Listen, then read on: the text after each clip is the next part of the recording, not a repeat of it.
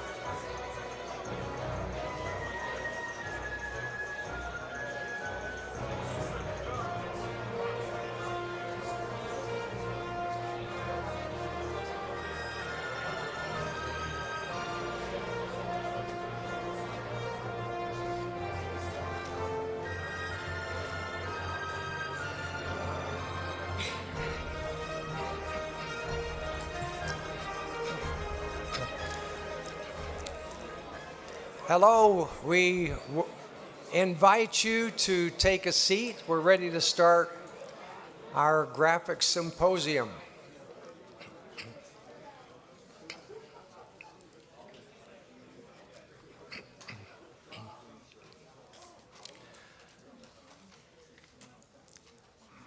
I'm Richard Brown. I'm the Dean of the College of Engineering, the John and Marcia Price College of Engineering, and it's my great pleasure to welcome you to this graphics symposium. I thank all of you for coming on this spring day in the mountains. Sometimes goes this way. Getting this group of graphics pioneers together is truly a once-in-a-lifetime experience. It's been so special to have Ivan Sutherland and members of the David Evans family here to help us celebrate this occasion. I'd like to thank Dan Donahoe and Brian Berg from IEEE. You saw both of them this morning, but they spent several years getting this milestone award approved, and we really appreciate their efforts.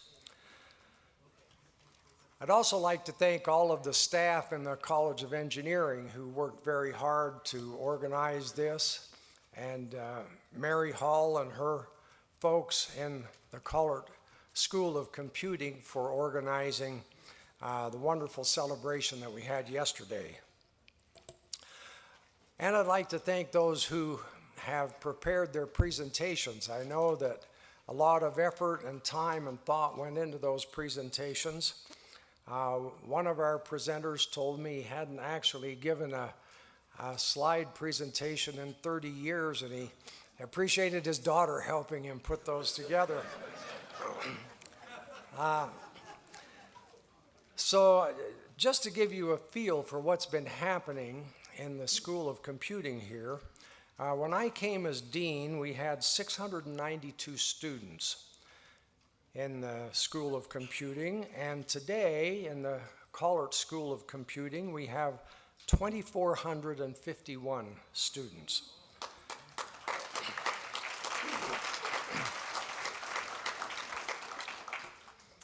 I'd like to thank both the state of Utah and the generous donors, many of whom I see in the audience today, who've helped us to make that growth. I'd like to just mention that we really appreciate Heather Collert. Some of you have met her. If you haven't, Heather, if you're here, please stand. She's the one who really, as the vice president of the Collert Foundation, was the prime mover in getting the Collert School named.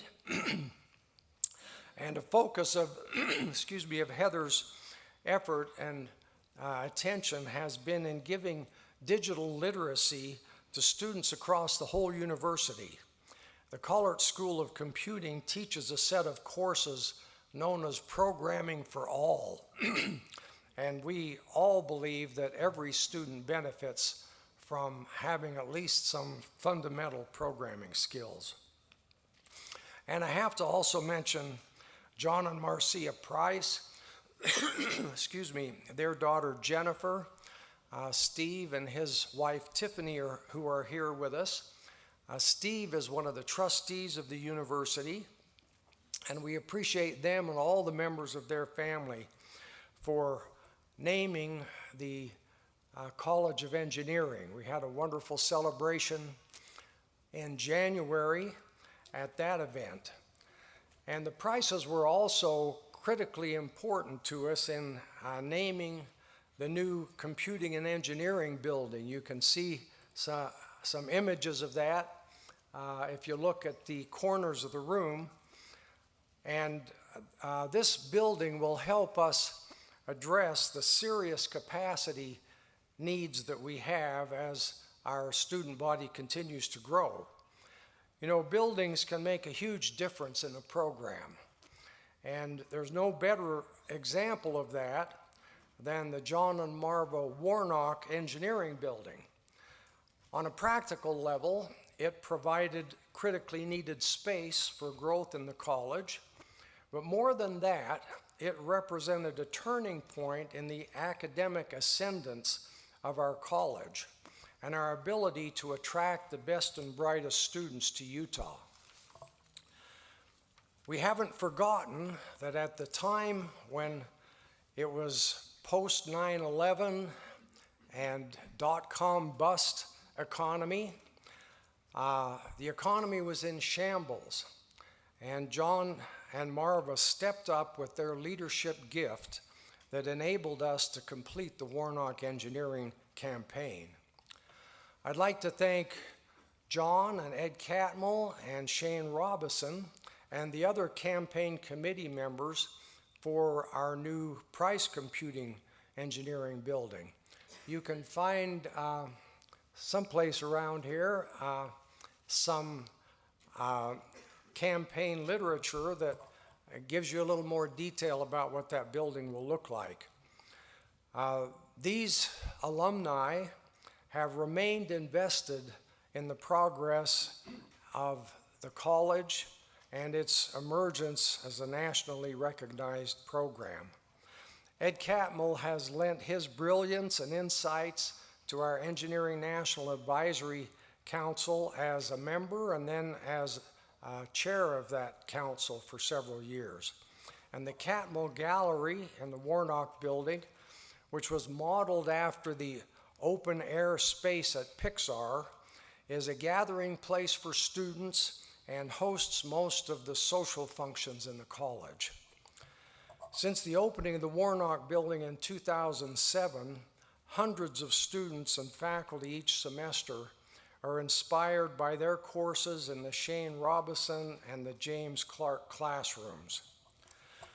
Winston Churchill said, "We shape our buildings, thereafter they shape us." With this in mind, we're designing the Price Computing and Engineering Building as a gateway to the future.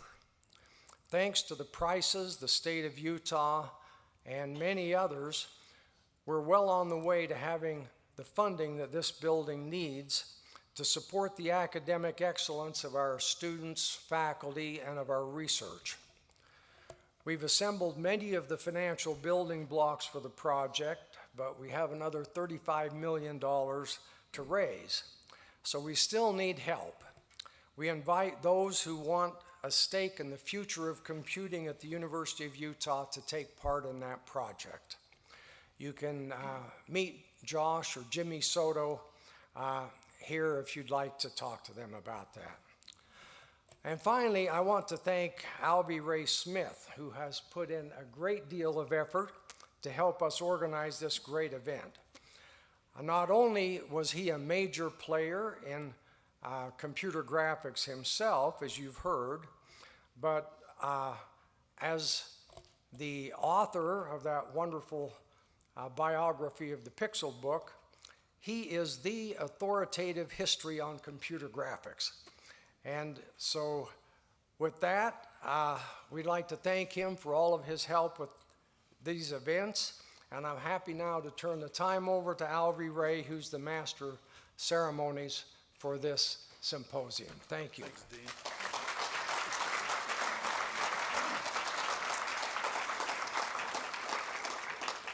Well, my part's really easy. I'm just going to introduce the people that were up here on the stage earlier today, and each of them gets a shot at telling you in more detail who and what they're all about and their visions. We'll start with my old partner, Ed Catmull. Ed?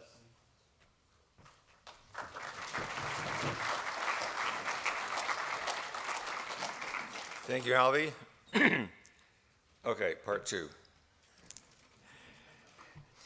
The first point I want to make is that I absolutely loved my time at Utah. I loved the idea that there was a grand challenge. I loved the idea that it was set up so that each student would make an advance.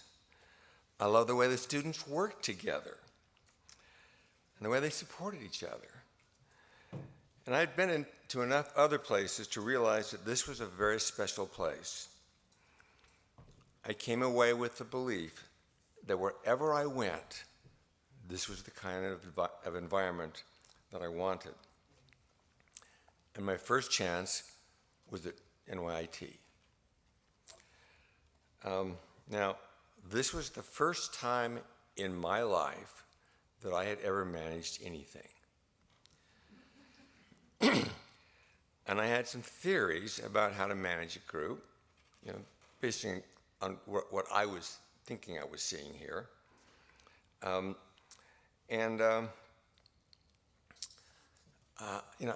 really wanted to do research, so I only wanted to hire people who could manage themselves, so I wouldn't have to do anything. Some of my theories about how to manage a group worked very well, and some of them were a complete crock. On the positive side, the relationships between the people at New York Tech were very good. It really was a great group that working together. The president of the NYIT was fine with us publishing everything because we had made the decision to engage fully with the other academic community. Excuse me. And frankly, excuse me. Let me get some water. I'm gonna. Oh, great. Thank you. I'm gonna cough my way through, or clear my way through this.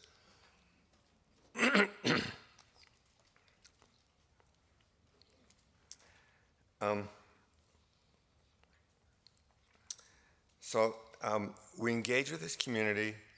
It grew.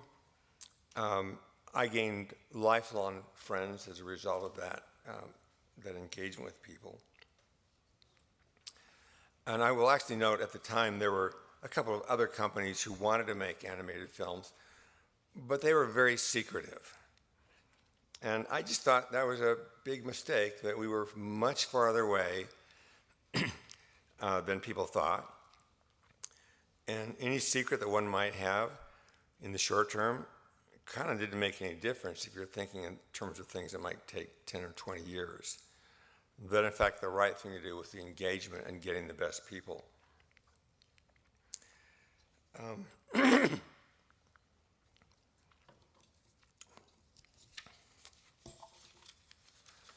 On the negative side of my theories, the idea that I was only going to get people who didn't need managing was fundamentally flawed and naive.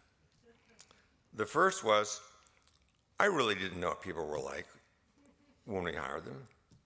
And the second one was, there are a lot of really incredible people.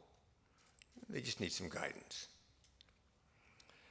And I found that the issues of managing were much more interesting than I'd ever expected. It was actually kind of fun and challenging. You're like, okay, how do people think? What motivates them? I also found that some of my mistakes had backed me into a corner. So, and frankly, I didn't have the experience to know how to get out of the mistakes that I had made.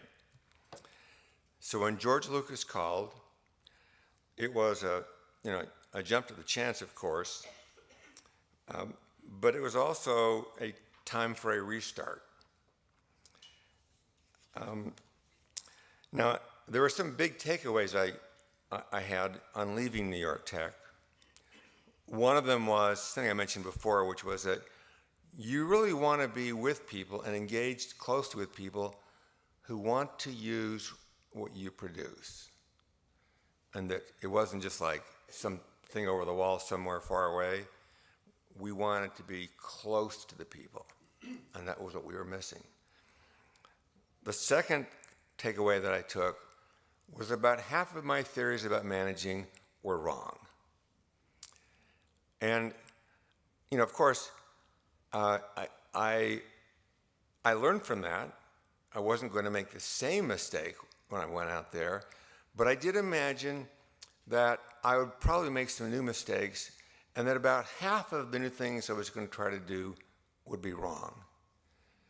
And that ratio of being wrong half the time would probably continue throughout my life, which it has. Now, in truth, I don't actually know what the real number is, but I do think it's helpful to understand that you're probably wrong more than you think. Again, it's like when you get surprised about your mistakes and you realize, oh, I was wrong again. So we were fortunate in that George Lucas was perfectly fine with us publishing whatever we wanted. His goal was to change the industry. I think people might be surprised that when Pixar was formed, Steve was also fine with us publishing what we did. Now, Steve is known for being very secretive, but Steve also understood that we were playing a different game. That what we were doing was, in participating, is we were making ourselves a place that really good people wanted to come to. And that was always the thing that we did. Be the kind of place that someone else wants to come to. Now, while I was at Lucasfilm early on, I got to go visit a lot of companies, workstation companies. I think at the time there was CDC, but also Cray Computer. And because I was from Lucasfilm, and there was something sexy about Lucasfilm, and Lucasfilm was a potential customer.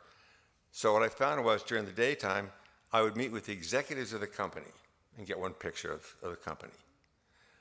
But because I have this technical background, in the evening, I'd go out for dinner with the engineers.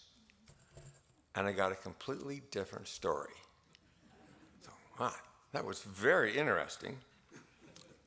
Incidentally, I can't get away with that anymore. But it was great at the time.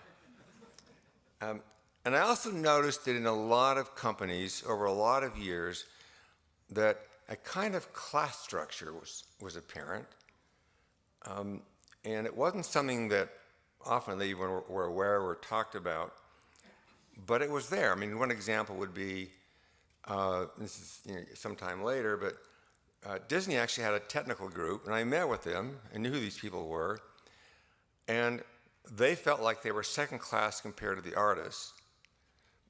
And in fact, the artists did think of them as second class. Now, it wasn't imaginary. Both groups knew what their standing was. And there was a point also in which we were producing these storybook CD-ROMs.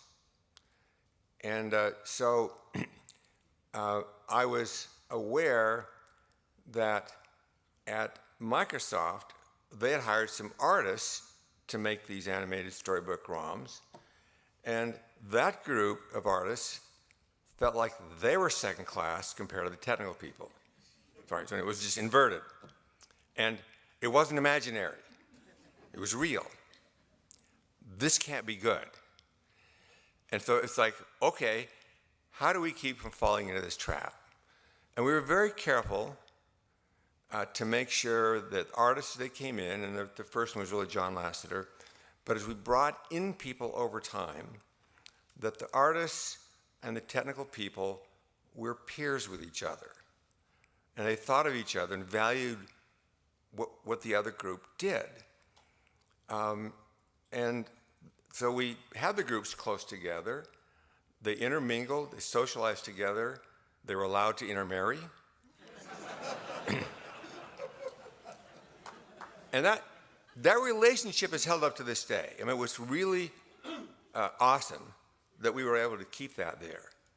Now, having said that, and being very aware of it, I was surprised at the end of Toy Story that a new group of people we brought in, which are the production managers, at the end of the film said they felt like they were second class. It's like, but they hadn't said anything because, number one, they were excited about it, and number two, normally what they did was they're going from one gig to another. They don't expect to stay in the same company, so speaking out isn't actually a good career move for them. And we were asking them to stay, at which time we learned that they thought they were second class.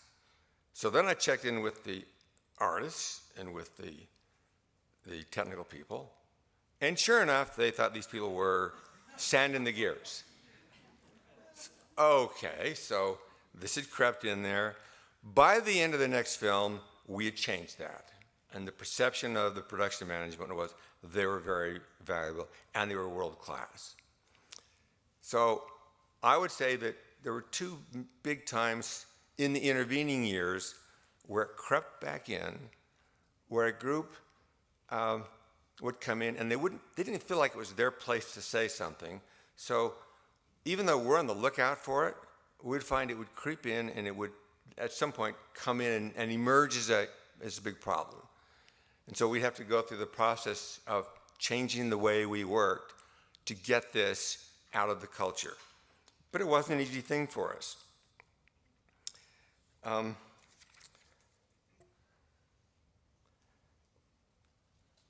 Okay, so as I mentioned before at Lucasfilm, after about 5 years, George got the divorce, and at that point, we're now in a different mode of thinking because now we have to actually become a separate company, regardless of who ended up buying us, something we hadn't thought about.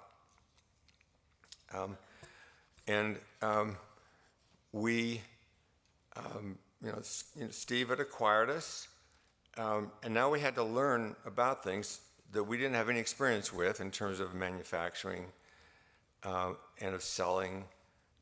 And we were selling the picture image computer. And it was now this intense learning experience, but it was one of those things where I learned things about manufacturing which I never expected to learn, and which were very important to us. I suppose that's what education is a lot of things that you learn are things you didn't expect to learn. But that's what this was. Like, okay, surprise after surprise. But I also valued the people and what they did, and I could see how, as we grew, we had to ensure that, again, we valued what other people did instead of thinking that, oh, business people or whatever, like these are the guys in suits or whatever. I hated suits, so I didn't wear them. But it's like, it's trying to keep the stereotypes out. I will say that Steve has always been an important part of the story. In the beginning, it was difficult because he exhibited the behavior that had led to his exit from Apple. And while it's a long story, I watched Steve change over time. And his story is more like the hero's journey. He was cast out, wandering around, making some mistakes, and changing. In fact, I personally thought, well, okay, empathy is probably not one of the things that you can learn. I was wrong, again. In the early 90s, I saw a dramatic change in him. And after that change, the people who were with him stayed with him for the rest of his life.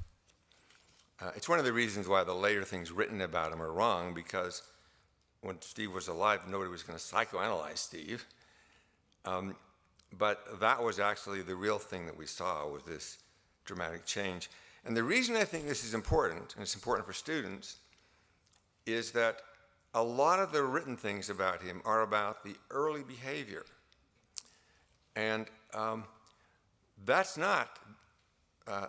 Steve is not the one that turned Apple around in the end, that made these incredible changes.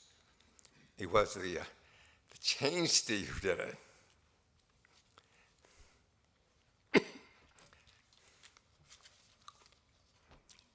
I see an emotion about it.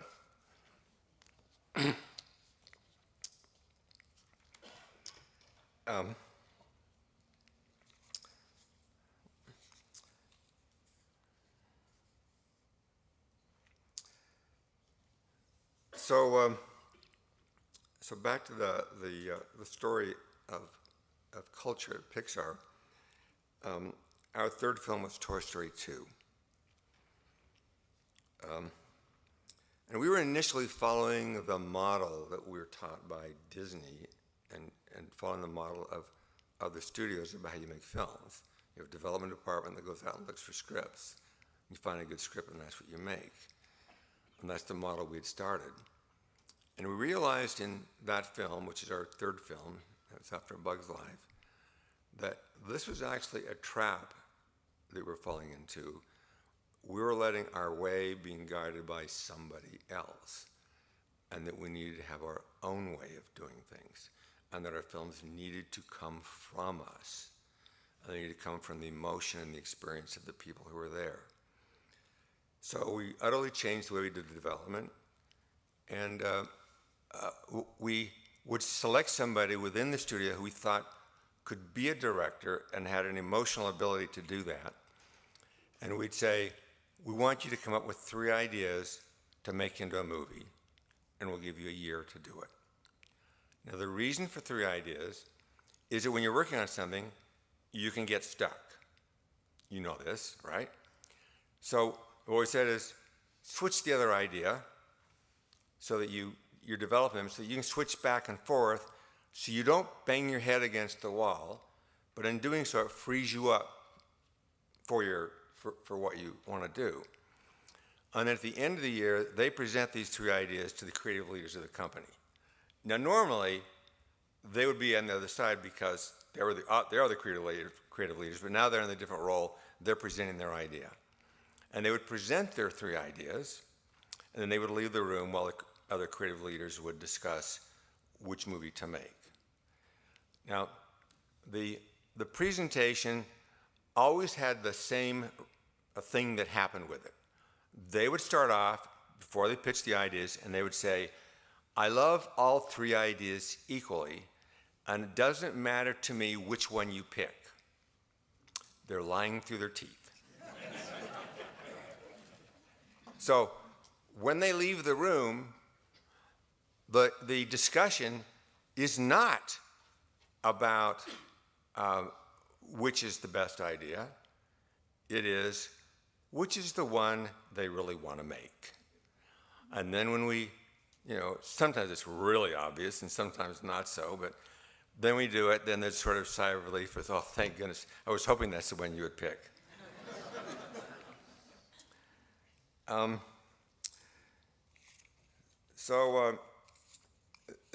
some of our ideas are unusual, like Ratatouille was an unusual idea, as well as Up. I mean, if you make a movie about an old man whose wife has just died and he's depressed and he wants to float away in a house and he's a stowaway, right? It doesn't matter how successful it is, you're never going to sell a lot of toy walkers. And our general feeling is about a third of our movies should fail the elevator test. Now, the basic concept of the elevator test is that you can present an idea very concisely and clearly to a leader in your company so that in a short period of time, they will actually buy into your idea. The best way to get the elevator pitch accepted is to do something that's derivative.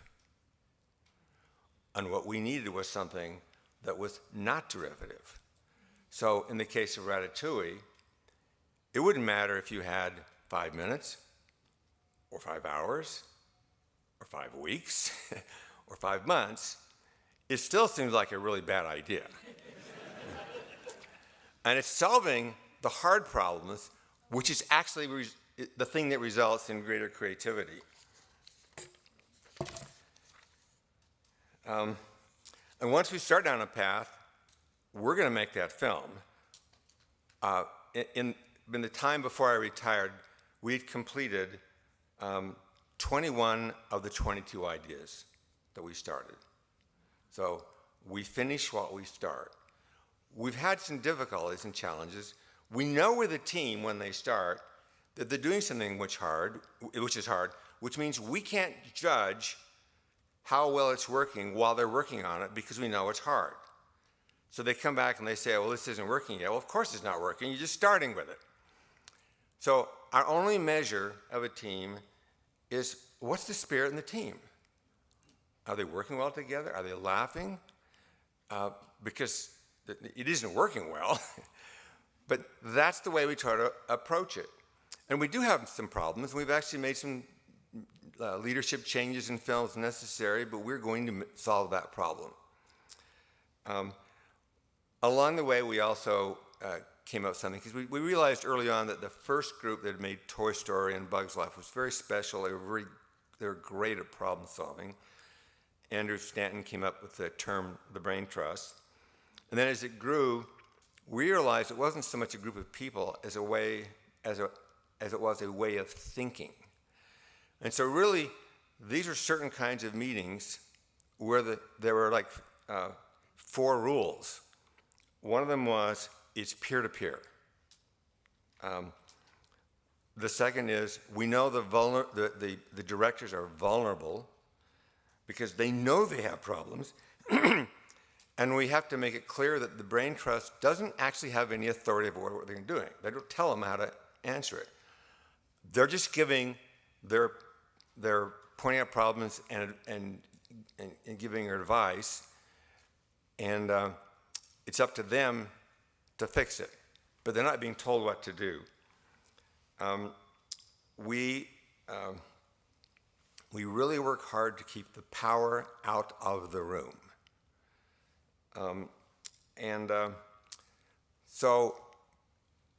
sometimes it's difficult because there are 2 or 3 people there who either do have the power in the room, or they've got powerful voices. And the problem was, if you have power, or you've got a powerful voice, and you say something, then other people start to adjust and think to it and respond to what you said. So the rule for them is that they have to shut the hell up for the first 15 minutes. It's much better for them to enter a discussion than it is to actually set the tone for it. And the fourth rule is everyone has to be completely honest about what they think. And sometimes it's hard for people. They don't want to embarrass themselves. They don't want to embarrass somebody else if they're worried about it. Now, on top of this, personally, while it's fun to give notes on a film, I didn't view that as my role. My role was, what's the dynamics in the room? Is this working? Usually it works very well. Every once in a while it goes off the rails. I mean, there's personal things that people have got do get in the way. And every once in a while, magic happens. And by magic, I mean the ego has left the room. Ideas come and they go, and people aren't attached to them. And that's it. It's like, if you don't feel like, oh, they're judging me by my idea, then it's okay to say, oh, it doesn't work. That's okay. Here's something else to help. So one other big event was that Disney acquired Pixar, and then I was the president of 2 studios, and I decided immediately to keep the 2 studios separate. I wanted different cultures. I didn't want one does 2D, one does 3D, one does musicals, the other one doesn't. It's like, no, each has their own culture, and they each develop. There were some things, they couldn't do production work for each other. They couldn't bail each other out in a production crisis. But they could beg, borrow, and steal ideas from each other. And the principle was that each studio needed to feel its own identity, but we didn't want either one to feel like there was an existential threat because of what the other did. And there were executives at Disney who were pushing back, saying, okay, we have 2 studios in the same business.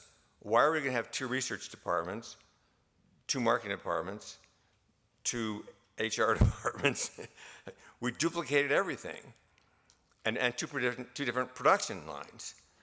And from my point of view, it's like that's actually our strength, is that in a fast-moving world, we're far better off if you've got people simultaneously working on different ideas, but having a relationship where they share with each other. Because there is no existential threat, there's no concept of you must use best practices. They know what their ultimate goal is in terms of making a film. And what we found is they formed their own group where they get together and they call each other all the time. And I think we've been very successful in keeping them as separate cultures. So, I could go on for a long time, but I'm wandering around several ideas, but you'll notice that there's a combination of challenges, people, support, and culture.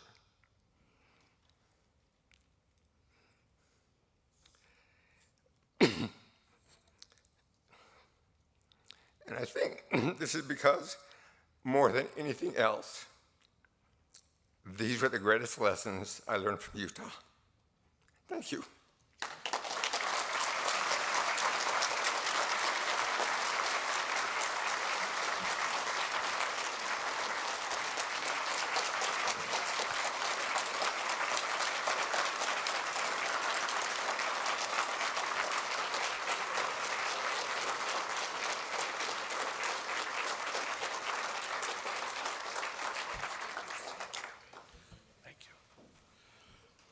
Thank you very, very much, Ed.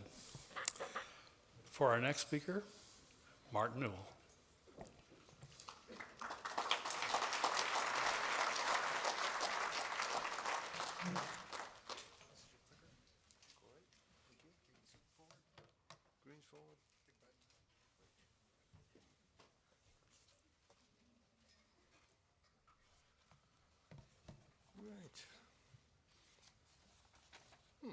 Teapot again. Good afternoon. Pleasure to be here.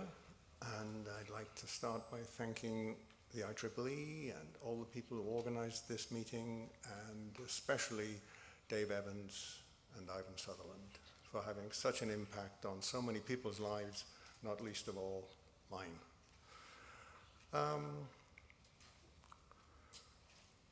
Yes. So before I came to Utah, how did this all turn up this way? I was working at a place called the Computer Aided Design Centre in Cambridge, England, and the point of this place was to help British industry in the areas of mechanical and civil engineering. And we never set out or never had a formal program for making shaded images. We just did it because we wanted it to be able to show engineers what it was they were designing. So it was a need-driven thing, not an intellectual pursuit. And so I had this PDP-9 with a display on it, and we modified that to enable it to draw 64 shades of grey, and on that we produced pictures like these. This is just a sample of some of the engineering work that we were doing at that time. This was in about 1970, probably. And just a couple of interesting pictures there. The top left, you can see one of the first images of a transparent object. The bottom right, there's a very early image of an automobile in stereo. And that year we produced the company's Christmas card, which might be one of the first uses of 3D computer graphics in publishing, I don't know. Anyway, how come I wound up in Utah? Well, I only got this story straightened out just yesterday. Memory, you know. What I put on this slide was that Robin Forrest introduced me to Ivan. It turns out that's not true. It was actually Henri. Well, Dave Evans heard about the work that we were doing, and Henri was just leaving Utah to go back home, and Dave suggested to him that he called off in Cambridge to see what we were all about. And I do remember Henri coming to visit. And apparently Henri gave us a good report back to Dave. So I wrote to Ivan and said, hey, you know, I hear you're doing some interesting things. And for me, shaded images had become a pursuit in its own right, notwithstanding its roots. And Robin came into it in that he wrote me a very nice reference to Dave to say, yes, hire this guy. So I met Ivan in a restaurant in London in the summer of '72. I remember we both turned up holding our portfolios of shaded images. And that must have been the biggest and most varied collection of shaded images on the planet at that time, I think. But anyway, we moved to Utah at the end of '72. We planned to stay for 2 years and go home, and we're still here. We like this place. So thank you, Henri. Thank you, Robin. Thank you, Ivan. Activities at Utah. I started as a research assistant. I didn't come as a PhD candidate at all. While I was there, I project managed the university's end of the building of the first random access frame store at ENS, which we had installed, and also a hardware matrix multiplier for the computer system that drove the head-mounted display and the Watkins box, the renderer, scanline renderer. And so I collaborated with Jim Clark and later Henri Fuchs on these projects and got to know them much better. And then Dave suggested maybe I should enroll in the PhD program. So I said, sure, that sounds good. So my thesis involved trying to make more complex pictures than were currently possible. The standard way of making pictures at that time was that you would represent your scene as a huge pile of triangles and then render those triangles. And that has the limitation that once you've filled the memory with triangles, you can't get anything more complex. So I replaced that representation with algorithmic representations of objects in which you would sort out the relationships between those objects and then only convert any one object into triangles at the time you need it to render it. And so this saved a huge amount of memory. And it turns out this is an application of object-oriented program, but I don't think the term had been coined then, and I didn't know of Alan Kay's work at all. So there you go. And so I could produce some pictures which are at that time much more complex than others could, with the airplanes flying around, and the one on the right, which is very complex and extremely boring. But it kind of made the point that I needed more procedural models in order to make this more interesting. I'll come back to that. At Utah, I wound up graduating and joining the faculty there, thanks to Dave Evans shepherding me through that process. And I supervised several graduate students, including Jim Blinn, but I'll talk a little more about that later. At this time, Jim Clark had left Utah and was at UC Santa Cruz, and he asked me to join him in teaching a summer course at UC Santa Cruz in the summer of '76. I had written a graphics library, the roots of which probably go back to Cambridge University, in a package that was developed there when Robin was there called Geno. And anyway, I developed this graphics library and took it to UC Santa Cruz, and we used it in the course.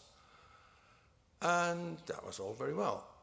It was only last week, I'd often wondered about this, that Jim wrote an email saying that he took that graphics package and it what turned into GL in the 80s, and then OpenGL at SGI in the 90s. So I feel good about that, all these years later.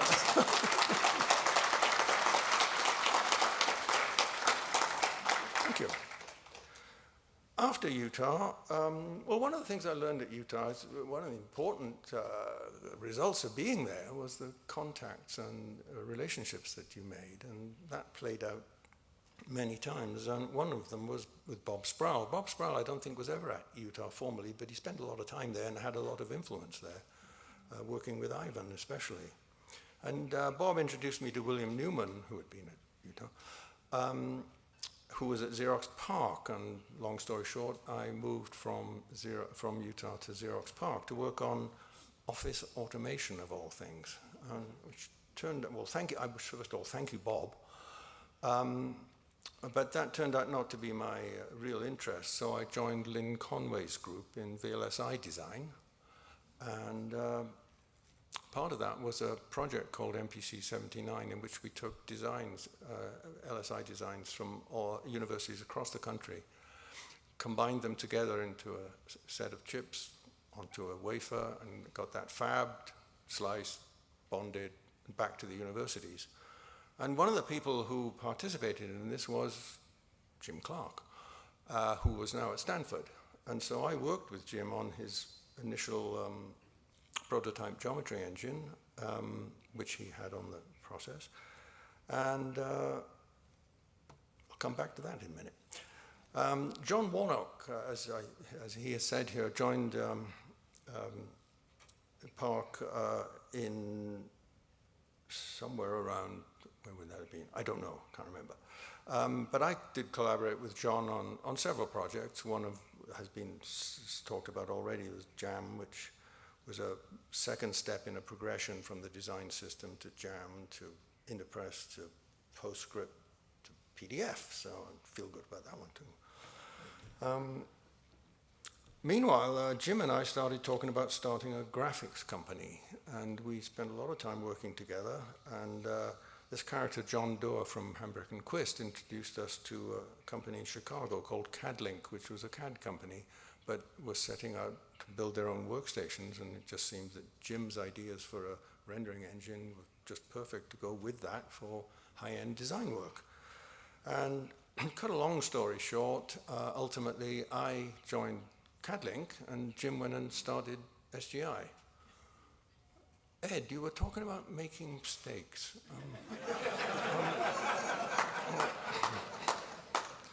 Anyway, but it wasn't necessarily a mistake. I could talk about that. But the main thing Jim did for me was to get me out of this large corporation, and being a conservative Brit, jumping into a startup was unthinkable. And he got me out of there and the security that into a startup, just not necessarily the right one.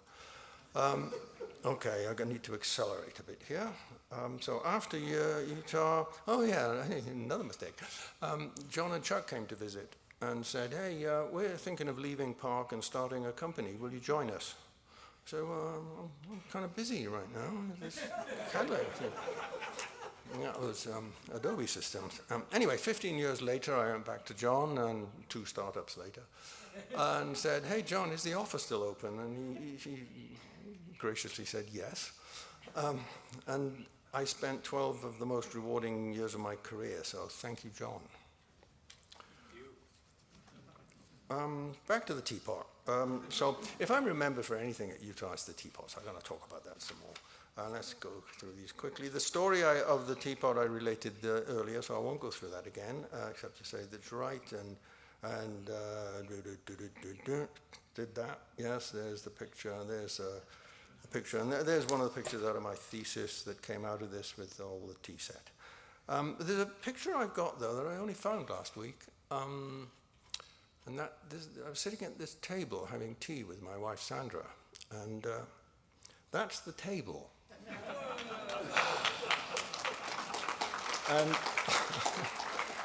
And no, that's not my wife sitting there. That's my brother Dick, who had come to visit. And if you look carefully at the left-hand side of the table is the original Utah teapot, still then in use for having tea. Anyway, that could have been the end of the story, but Jim Blinn came to Utah. And I was privileged to be his thesis supervisor, although I think I learned more from him than he did from me, but never mind. Jim chose the teapot as a test object for his experiments in rendering and texturing and bump mapping, and for my part, and I think Jim confirmed this, seeing his techniques for how the mapping was done, I had the idea that, well, you could do the same thing for reflections, by seeing where a ray of light from the camera would bounce and where it hit the environment. So you need an environment map.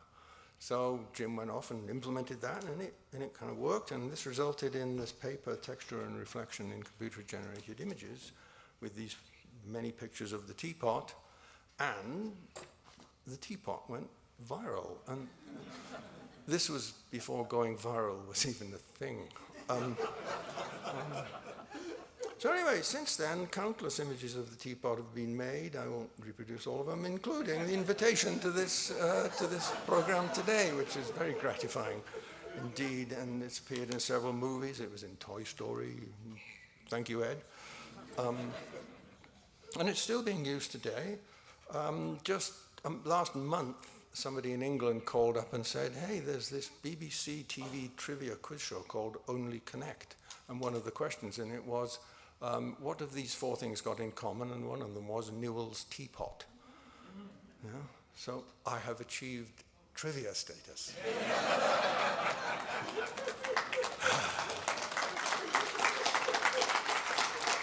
Thank you. Anyway, bigger achievements. Since 2018, a Utah teapot has been awarded, I understand, to the inductees to the ACM SIGGRAPH Academy, and they get it on a nice plinth like this. But going full circle, some of the derivatives of the teapot that I like most are the ones where it's come back into the real world. And I've got a couple of examples of that. And partly this is a result of 3D printing technology, and you can download teapots and print them at home and all that. But here's one that I think is really nice. This company, Unfold Design in Antwerp, made this beautiful ceramic teapot out of molds 3D printed from this coarsely faceted computer model. So here's the computer getting its own back on the real world by producing a real world teapot with facets on it. And I think that's lovely. Another one I just learned about was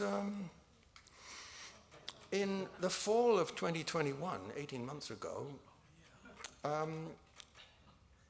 Dublin in Ireland decided they wanted to commission a bunch of statues to beautify the city and all that. So they got Alan Butler, an artist, to produce these things. And he came up with this 10-foot tall teapot in a Smithfield Square in Dublin. And It's just bizarre. And that lady on the right is the mayoress of Dublin at the unveiling ceremony.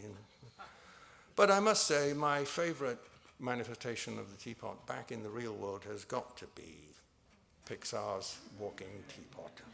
So these things are given away by the thousands, I believe. Do you still give them away, Ed? I believe so.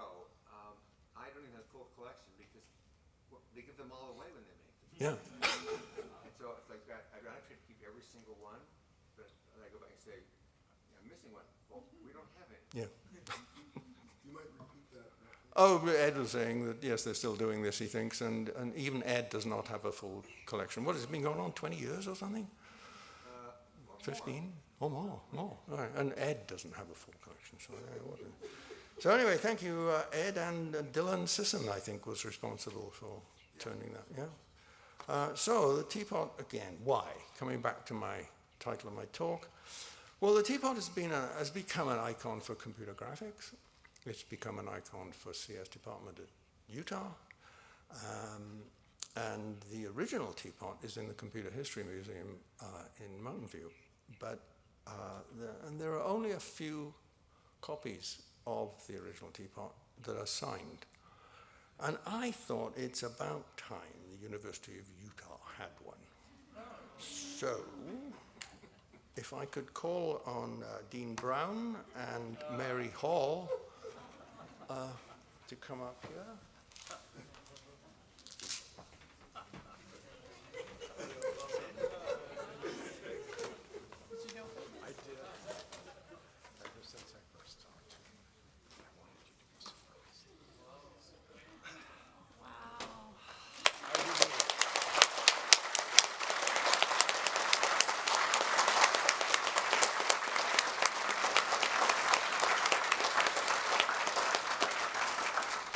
It is my honor to present you with this signed copy, signed by Jim and me, of the Utah Teapot. Oh my gosh, thank you, Steve.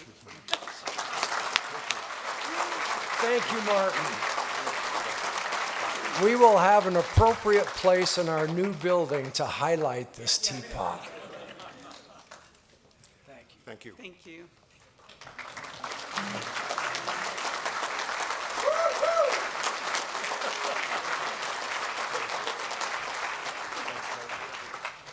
Thank you, Martin. That was wonderful. All right, our next speaker is the very Jim Blinn.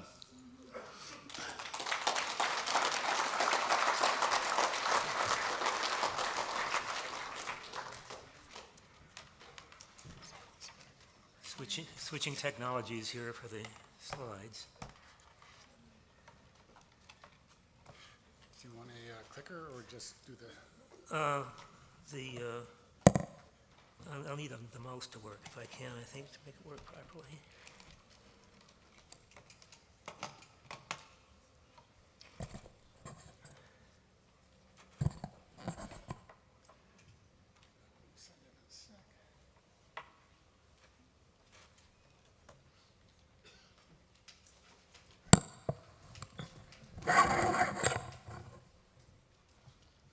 This is the difference between Apple technology and Windows technology here. Because my video is not playable on a Macintosh. Okay, I think we're going here. So I'm going to talk about, in a sense, work I did at Utah as a kind of an ode to the frame buffer. Once Jim Kujia got the first frame buffer going, and I was actually the first person to actually get a pixel on the screen with it, I said to myself, I can really do stuff with this. So I set to work putting together Butong Fong's lighting model, Ed Catmull's surface rendering model, and Martin Newell's models. Ed Catmull's surface rendering algorithm and Newell's models to render things. And the neat thing about the frame buffer is that it gave you immediate feedback, which they didn't have so much before then. So it was fascinating watching these algorithms actually run in real time. I don't happen to have a video of Catmull's algorithm running. This is actually video I did some years later, Warnock's algorithm, but you can kind of get the sense of it. Warnock's subdivided the surface, and Catmull subdivided the patches, but this happened to be two databases I happen to have laying around that I did, and to see that, and just kind of like the fractal evolution of the image as you watch that, it was just fascinating to sit and watch on. And I can kind of skip forward a little bit to this, and kind of you get the idea there.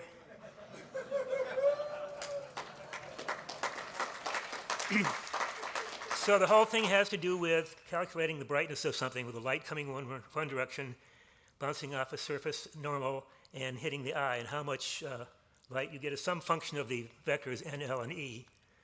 The diffuse component is typically n dot l. That's fairly simple, but the trick is how do we calculate the specular component?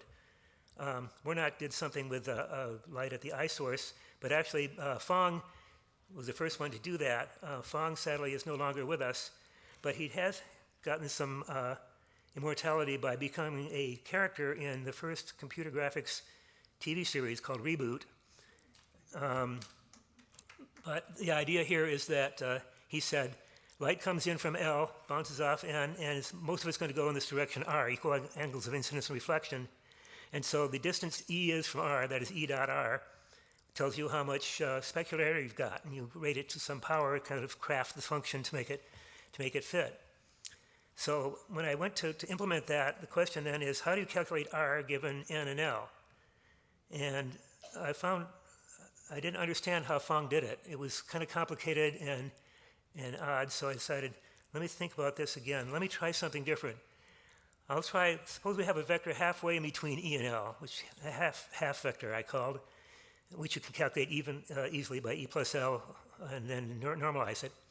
So if the normal vector lies along H, then equal angles of mirror reflection, then you get the brightest highlight. The distance you are away from that gives you as the highlights fall off. So this time, with this, the specular is a function of n dot h raised to some power.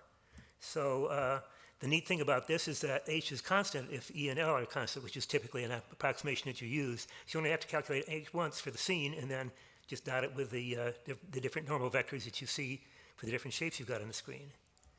So these are the pictures you get there using some of Martin's models and a mathematical object from Nelson Max from Carnegie Mellon.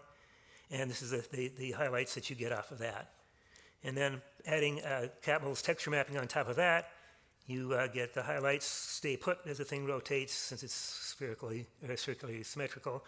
And so the texture moves, but the highlights stay put. So this models real life pretty well. I'm going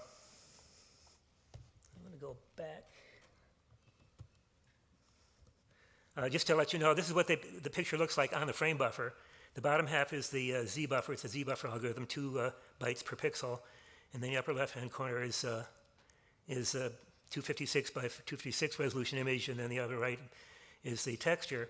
And so all the images you see were actually created by making four pictures shifted and then mosaic together after the fact. So you get a 512 by 512 image. And then, so what else can we do with texture mapping? Let's make the shininess change as a function of a texture. So with the sphere there, you can see that it's shiny inside the squares and matte in the lines in between.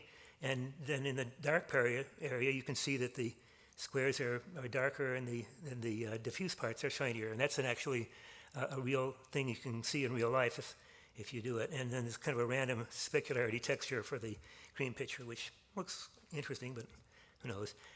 While we were doing this, we made pictures of some things that we were printing out, and we made a picture of the real teapot.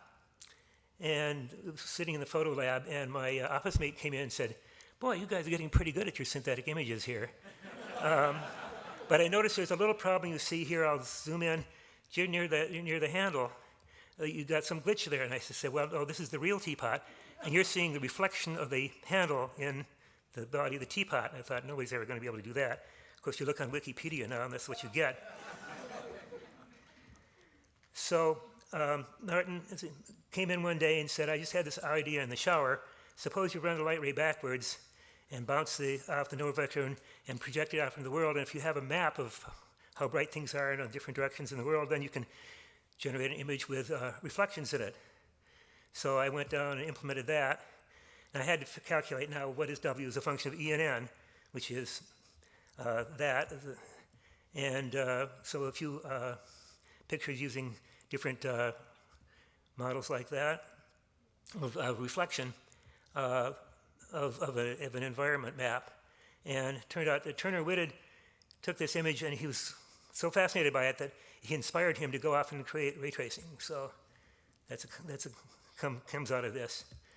And I finally realized that calculation of W as a function of E and N is the same as what Fang actually did, a function of R as a function of N and L. So that's how he did it. There's a simple way of showing that. N dot E times N is projection of E on the N vector. Take two of those, subtract off E, and you get W. Nice thing about this is if E and N start out unit length, W is guaranteed to be unit length too. We're trying to economize arithmetic as much as possible. Now I wanted to make some images of some science things. Here's a molecule of water. I wanted to make the things look kind of fuzzy, but it didn't look very fuzzy, and it was kind of like got me thinking, how do we make something that looks wrinkled or fuzzy? And by looking at some real objects, I realized that the wrinkles in it came from not so much the fact that it's displaced, but the fact that the normal vector is kind of nudged slightly from one direction to the next. So I had to figure out a way of doing that, and after several false starts, I figured out how to do that with you paint in basically like an altitude map of the bumps that you want to see on there, and with some calculation of basically the gradient of the function will tell you how much to modify the normal vector. And after a few false starts, I came up with this image here. I called it normal vector perturbation.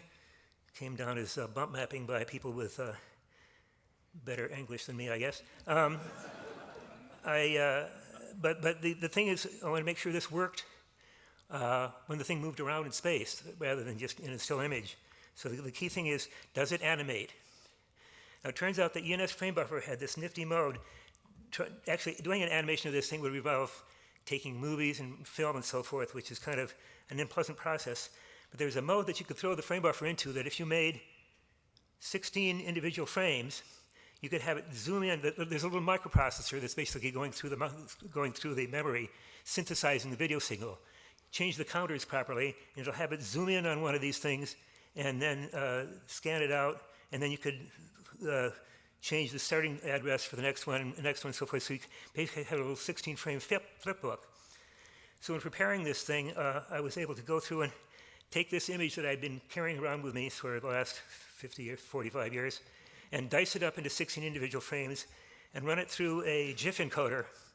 And what you're going to see next is what I first saw seen for the first time since 1977. This was so cool.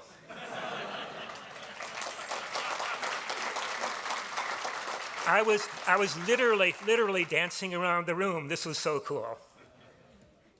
And so we then make, stucco teapot and teapot that's been hit with a hammer, leather donuts, various other bump mapping things. A little precursor to going to JPL. But then I was thinking, I want to get to better reflection models to see what else I could do. It occurred to me that there might be some literature on how light reflects off of surfaces. And since we didn't have Google those days, that involved my going to the engineering library and spending 2 to 3 weeks just kind of randomly walking up and down the aisles, looking at the backs of all the bound volumes of the journals and so forth of this. And the first kind of score was the Proceedings of the Illuminating Engineering Society. Well, that sounds promising. Let's pull one back and flip through, mostly about how to make lighting fixtures, and flip back. And finally, I scored with this, effect of the variation of incident light. And this had experimental data. This was from 1910. And I thought, well, I can, digitize this and use some sort of cable lookup, and that would give me some real data. But I kind of kept looking around and looking for other sorts of things. Here's my next score. luminous spectral reflections of snow from the University of Minnesota. They know snow. Keep looking around. Now here's the real score. Theory, that's nice. Off-specular reflection, that sounds intriguing, from roughened surfaces by somebody named Torrance and Sparrow. And this was their diagram. Now you'll notice that they have the incident beam here, L coming in from the upper left, and the normal vector, E is the reflected vector for the eye. But this extra vector here is H.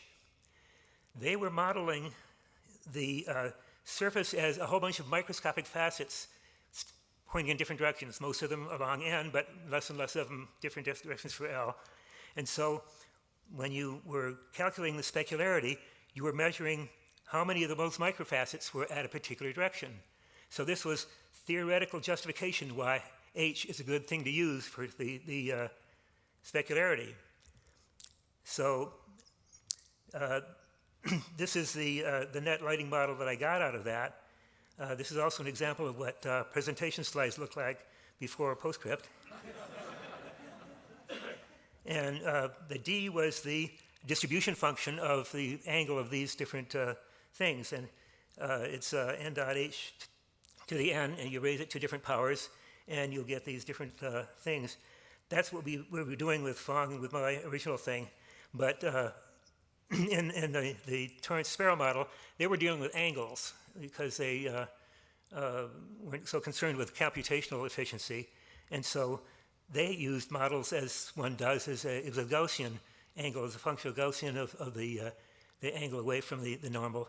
But if you modify that to see what actually that comes out with, you take the arc cosine of that and plot it. It turns out that these curves are remarkably similar.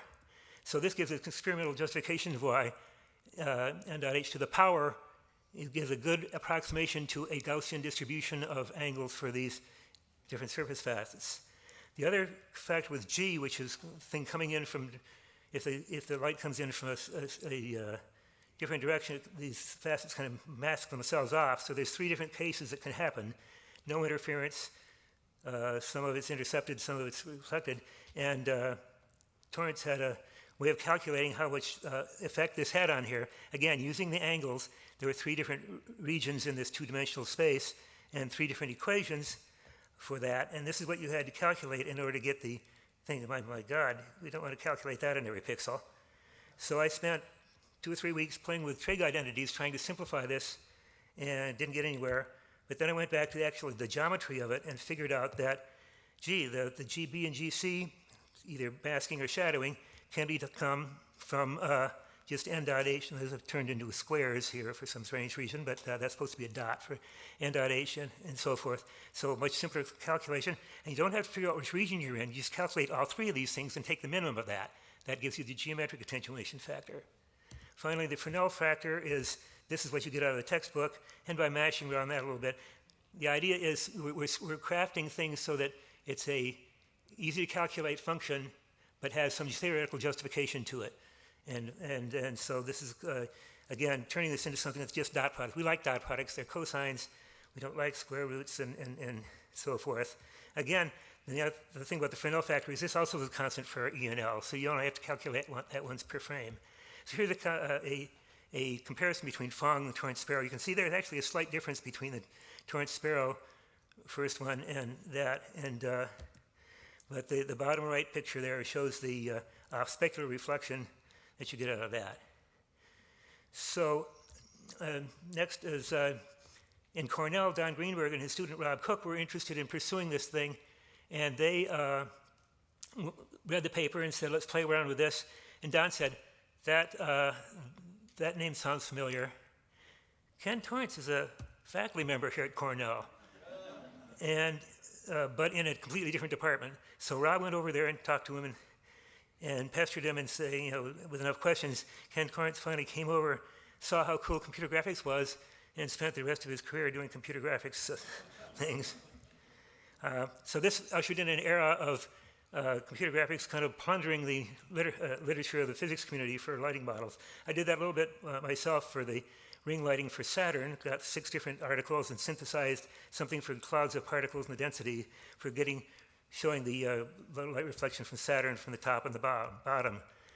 But I got the ultimate ultimate compliment by I'm now a menu item in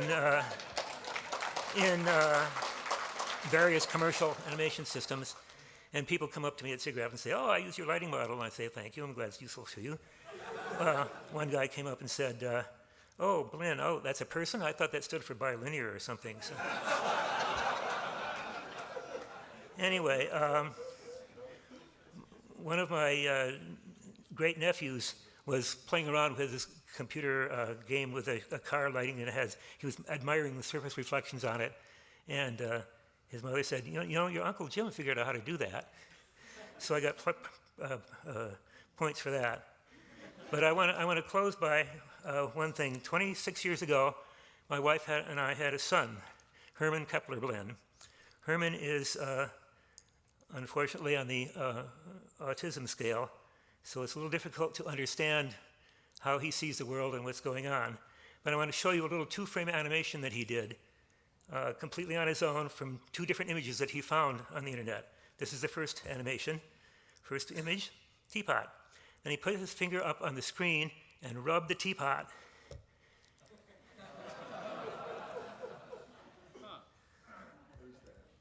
So, thank you.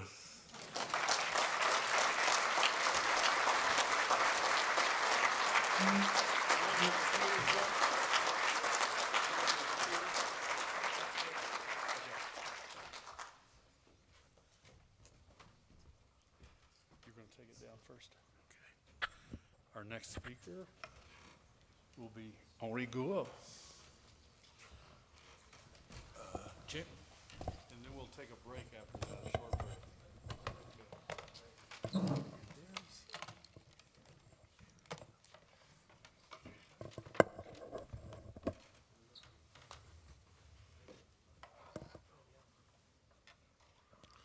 I should have loaded my presentation ahead of time, but we'll manage.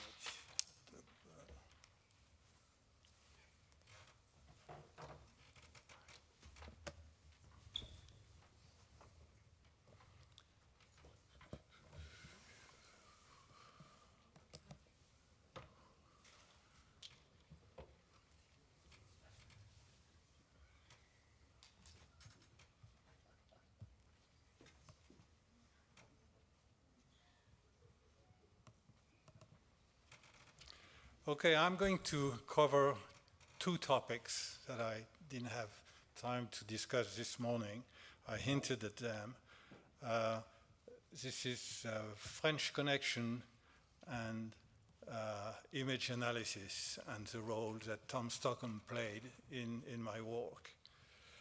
So the French connection, this is an answer to the question, why did you come to Utah? How come did you come to Utah? And how come so many French people came to Utah? Well, it all began in Berkeley with Jean-Yves Leclerc, who was a student of Dave Evans, and impressed Dave so much that Dave decided that whoever Jean-Yves Leclerc would send to him, he would take, no question asked, until he sent him a turkey.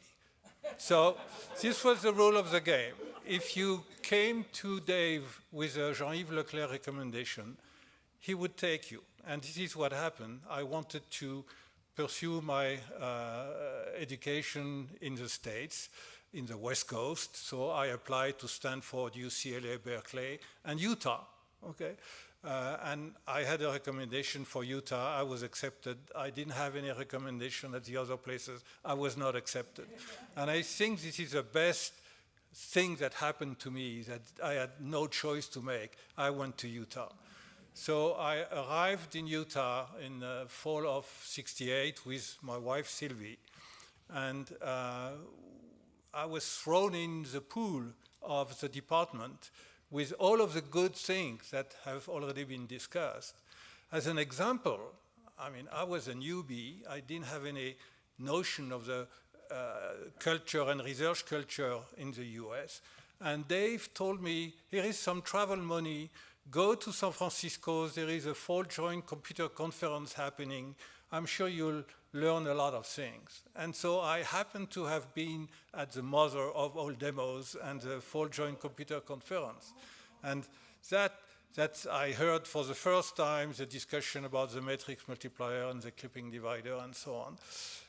I didn't meet anyone. I was shy, but I strolled around and came back, with lights in my eyes. So when I arrived in Utah, there were already 2 other Frenchmen that had been there for a few months, Robert Mal and Denis Serror. And we started to work with no specific plan according to the Utah department rule, do what you think is best. Now, of course, I had said this morning, I had decided to do graphics. I had entered through the back door into Ivan's class and so on. The next year, one of my good friends, I had been in school with Patrick Baudelaire, wanted to come to the US. So I told him, Patrick, Utah is a place to come. So Patrick came, and another friend, Daniel Debrosse, came. And this started the whole process of Frenchmen coming to Utah. The next one was Buitong Fong. He was a researcher at INRIA and wanted to do graphics. And he was planning to be there in 71 and overlap with me. Unfortunately, he had caught cancer and was delayed and came only after me. So I didn't get a chance to meet and work with Fong, but certainly his memory is very much present in the discussion and presentation you have. He is the one responsible for the name Gouraud shading. I had called it smooth shading. That felt good enough. But he had to distinguish his shading from mine. And so he christened the name Gouraud shading. And then after 2 other persons came, André Marchal, who worked on some language issues, and Olivier Faugeras. And I think Olivier is definitely one of the most brilliant researchers in the domain of vision and today of biocomputing and bioengineering. So this is the story of the French connection. I don't think that it lasted beyond that, beyond Olivier. I'm not aware of Frenchmen that came after, but certainly all of us were very happy to be in Utah.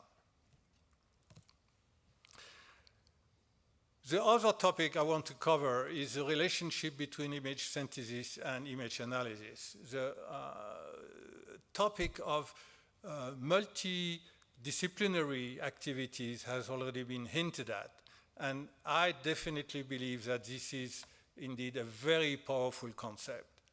I was working on graphics with Ivan, and the domain there was vector display, matrix multiplier, clipping divider, and the goal that Ivan had assigned me was to use the Kuhn-Patch capability of the matrix multiplier to produce an interactive system where you can stretch a volume and shape it the way you wanted it to be shaped. And he used the term, build me a telephone set, a telephone handset, as an example. Okay? It was using the vector mode of the matrix multiplier and computing finite difference equation and so on. All of that was fine. A photograph of the green monster. It's amazing that this machine survived a move from Harvard to Utah and was still working. I got it to produce Kuhn's patches.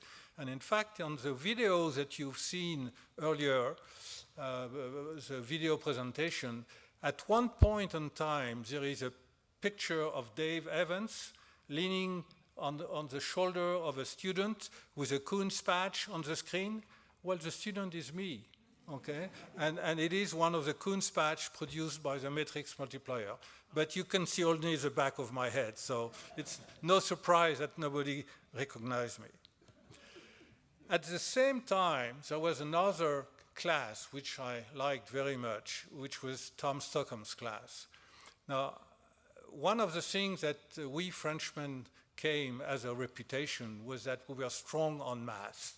And indeed, for the preceding 4 years, we had been dealing with matrix geometry, analytical geometry, matrix multiplication, integral, Fourier transform, and all of that. And we were very familiar with those domains.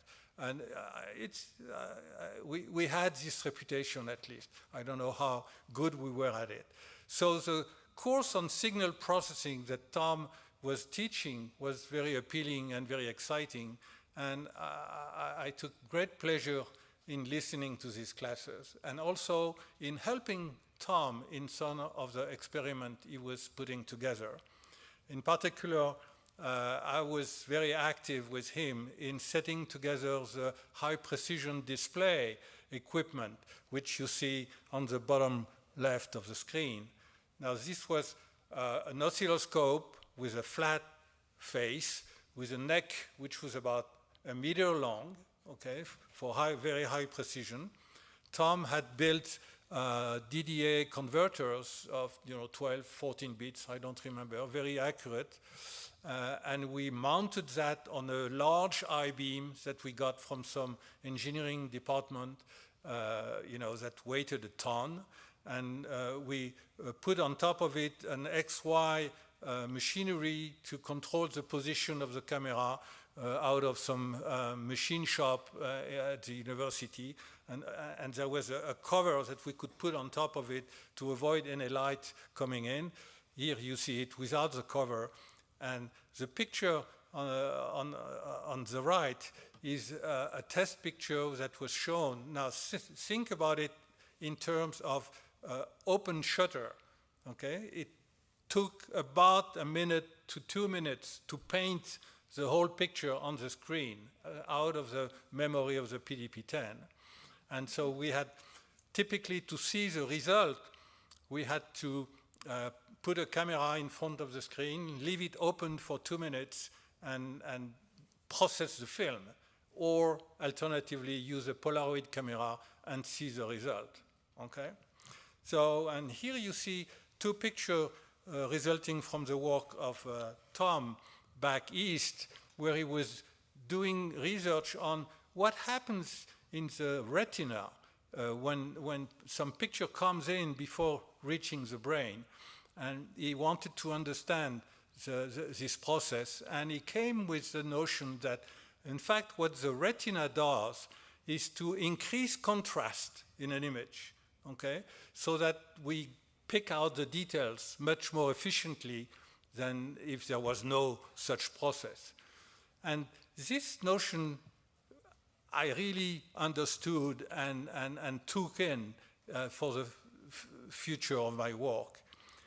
I was doing the display of Kunz patches with, in a wireframe, and it was very clear to me that one Kunz patch is enough. If you put 2 or 3 Kunz patches on the screen, it's going to clutter the screen and you won't understand at all the shape that you're dealing with, especially if you go away from the sphere and torus and donut and whatever, which are well-known surfaces that our brain understands. If you take a random surface, you will not understand what it looks like just by looking at it. And so I wanted to go and bridge the gap with what my colleagues next door were doing, namely removing hidden line and shading the images in a solid fashion. Now, to do that, I was dealing with smooth curves and surfaces, so I had a problem, and I didn't, the solution of increasing the number of facets to represent the surface was not an appealing one, because it was, hard on the hardware, n square problem or n log n, but so it was expensive. But on top of that, the retina was fighting against me. The slightest difference between 2 facets would be picked up by the retina, and the contrast increased. So I said, solution, remove the difference between 2 facets. Organize the shading of the facets so that there is no difference between 2 adjacent polygons. Now the question becomes, how do I test the idea?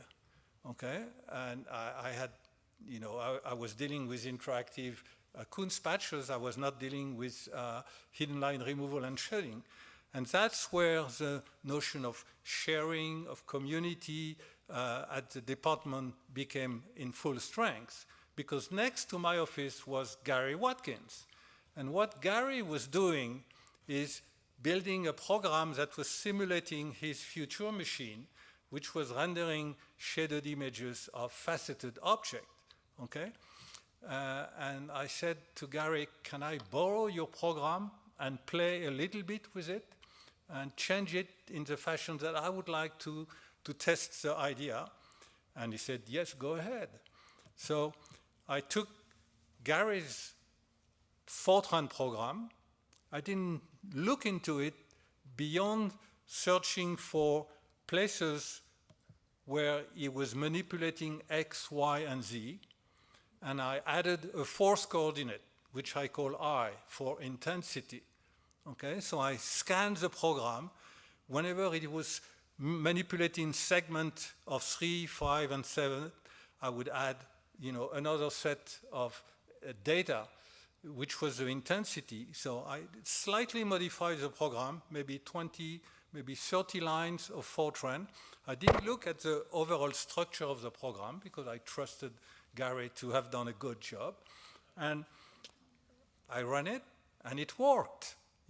It produced a picture of a sphere. Now, the data I had chosen was a sphere because it was, I had nothing to display. And producing a set of facets for a sphere was an easy mathematical stuff, so I did it.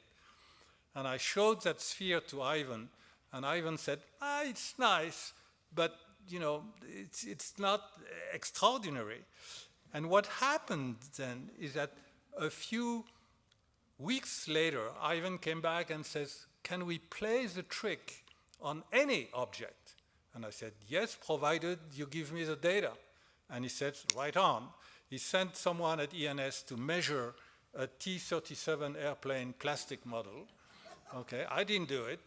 Someone at ENS, I don't know whom, did it, measured the data, gave me the set of polygons, and I produced this picture. That picture was intended to be part of an ENS proposal to the Air Force. And when Ivan saw that trick applied to a real object, he said, that's it. You have your degree. Write it up. Okay? And I was stuck with the notion of transforming two lines of mathematics of linear equation into a multi-page dissertation, and that was the next job. Okay. So it took me a while, and Ivan helped me a lot, formulate and organize my ideas and so on. Okay, and then during the writing of the dissertation, I was, displaying car bodies and airplanes and the donuts and Taurus, nothing very amusing. And then one dinner, I said, I know what I want to do, something which is fleshy, which is non-geometric, mathematical.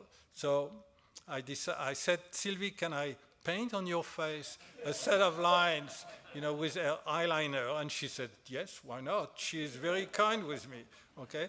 And I took two pictures, you have only one of them here, front and side, gave them to Mike Milocek. The day after, I had large prints of those pictures that I measured with a ruler, and I produced the 3D model that you're familiar with now. And the picture in the bottom are a second try at measuring Sylvie's face with better polygon mesh and a smile. We were starting to go toward animation, but I never measured and used that data set. And on the left, you can see Ivan helping making this measure. Now, before leaving that subject, I want to pick up on one of the slides that Martin just showed. What I did, in fact, is nothing very fancy, because what I did was to say we can paint an object according to our wish, not according to the geometry of the object, okay? What I did was to fake paint on the object so that you don't see the boundaries anymore. And in fact, painters have been doing that for ages.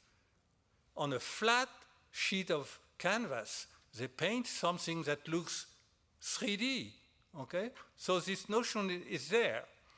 And the funniest comprehension of this phenomenon came a few months ago when I encountered an artist that was using my technique quite extensively to build avatars, okay?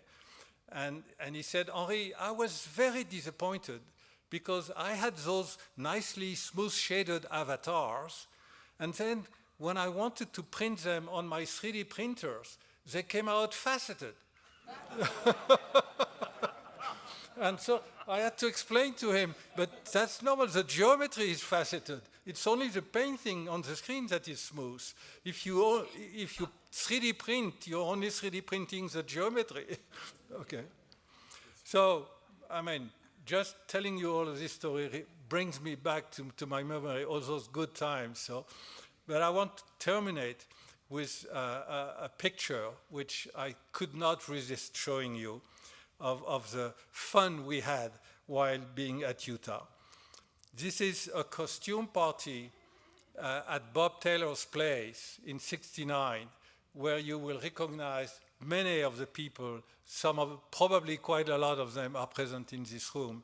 In the middle, you have Dave Evans and his wife, Joy. And you can see on the top left, you have Sylvie, which is on a dress made out of punch cards, stitched together. You have Tony Hearn. I'm hiding behind the box, okay? You have, on the next picture, you have Ivan and Chuck Seitz. On the picture on the far left, you have Patrick Baudelaire and Isabelle. On the bottom, you have Bob Taylor, Tony Hearn again, and Bob Barton on the left. Okay, so all of those, I would like to put a name on all of those people, and some of you may help me do that. But this is how lively the group at Utah was, a big family where we were greeted at Dave's home, Ivan's home, Tom's home, and sharing good memories. Thank you.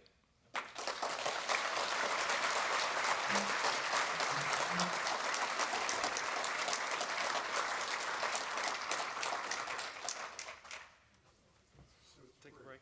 Okay. We're going to take a 10-minute break right now. So don't go far, but take a break. There are refreshments outside. Thanks. And you got Patrick Baudelaire in there, I forgot. I knew him. He was at Xerox Park when I was there. And Tom Stockton. It's really important to get Tom Stockton.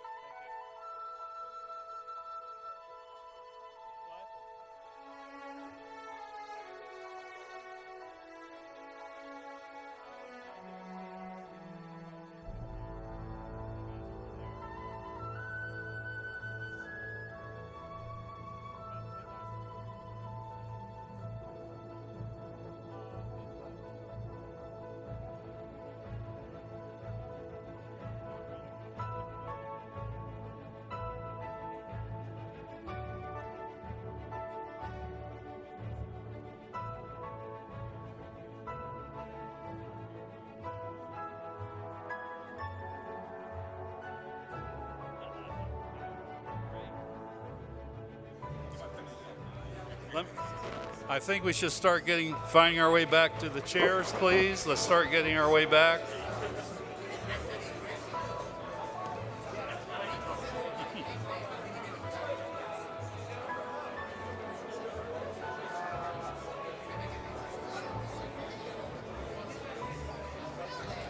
Oh, I like that color. Yeah. Good. Yeah.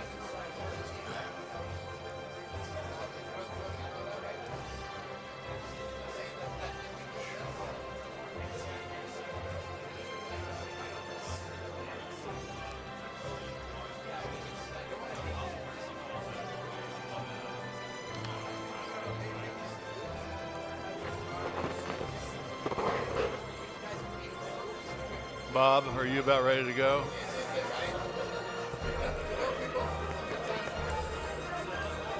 I'm just trying to get a little bit of attention, but not stentorian yet.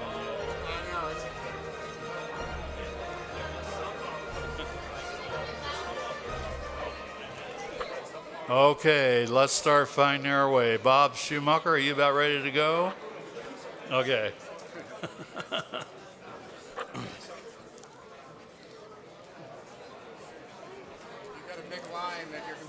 Yeah. Pictures and signing and all I've kinds done of a stuff. lot of signing too, so it's been a lot of fun. Okay. All right. I think we'll do the autographing a little bit later at this point.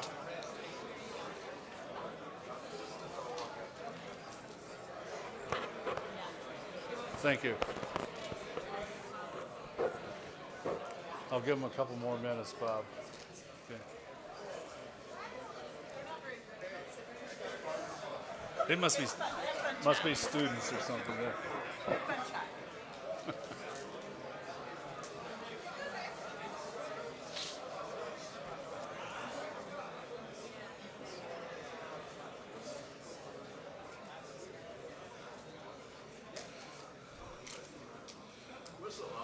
All right, is it time? I can't whistle. I'm lousy at it. It's one of my failings in life. I had a Spanish teacher who could just burst your ears. Yeah.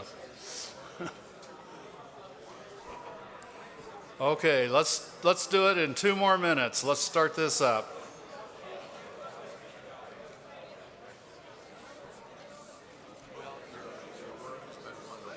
Well, this is 10 times better than I thought it was going to be. This is really exciting. Yeah, you guys clearly worked at it so hard. Yeah.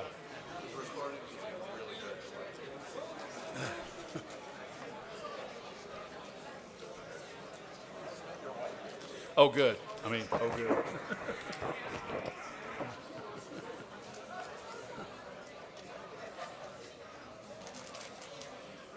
Can we take our seats, please? Bring this Congress to order.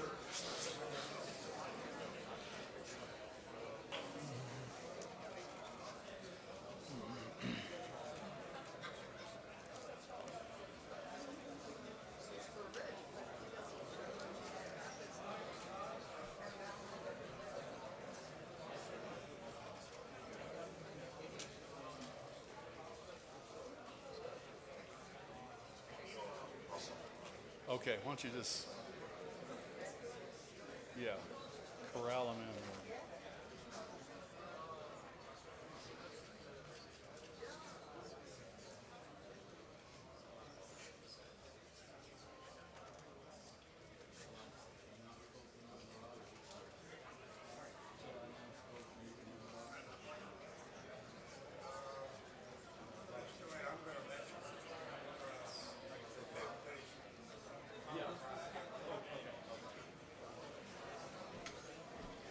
So is each one 20 minutes?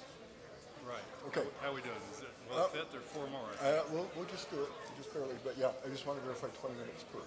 That's what I think. Yeah. Okay, Yeah. very good, got it, okay, got it.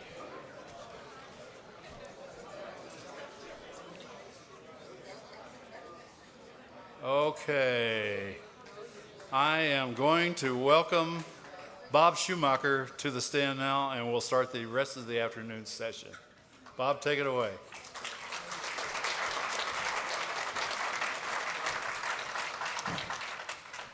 Unfortunately, Rod can't be here in person today.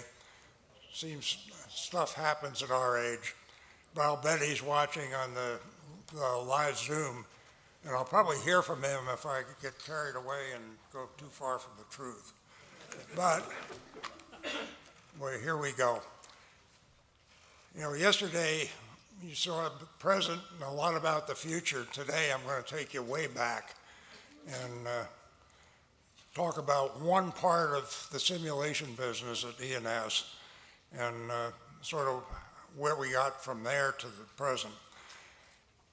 You know, ENS made many contributions to computer graphics, many of which will be told by others today. My talk focuses on the early work leading to computer graphics concepts that had a long-term effect with our company, how it started and why it flourished here. I'll concentrate on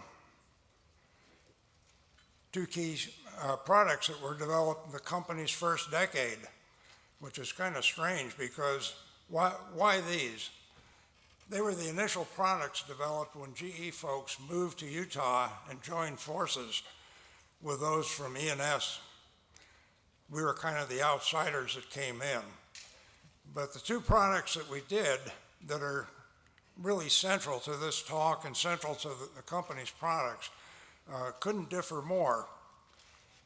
NovaView's success lay in its simplicity, addressing only high-value parts of the training needed for airline pilots.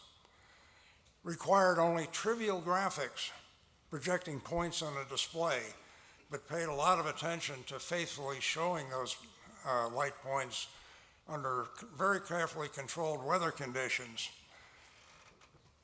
For those tasks, simulation offered significant advantages with its ability to present precise training commissions on demand. Nature isn't always so accommodating. Systems are small and low cost. A rack typically holds 3 systems, or a 3-channel system. The other end of the spectrum is CT5, and the whole CT line, CT being continuous tone.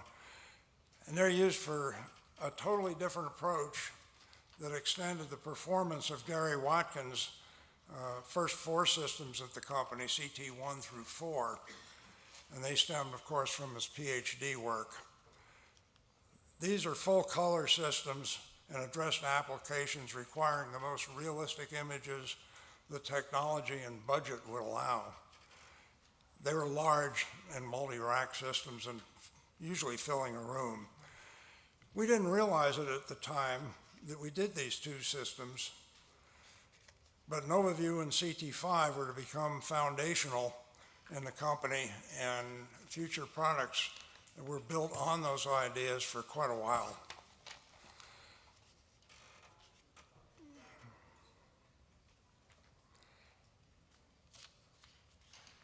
Now, we became dominant in both ends of the spectrum in pilot training. Grew to serve a lot of operator training markets as well. It began by the airlines finally adopting graphics for visuals. The military never could see that the presentations that we could provide were good enough for them. But as our capabilities grew, we finally met their demands. Rod and I finally left the company in '94, and we tally somewhere around 1,000 systems and $1 billion worth of business in products sold. The Utah side of that story for ENS is familiar to many here. The GE side, not so much. And I'll return to describing those 2 systems in more detail, but first take a quick detour all the way back to the 60s, the early 60s, and look at the beginnings of real-time simulation from our perspective. It's interesting, you know, Sketchpad was in the early 60s, and this other whole group kind of marched a separate path until we got together and collaborated with ENS.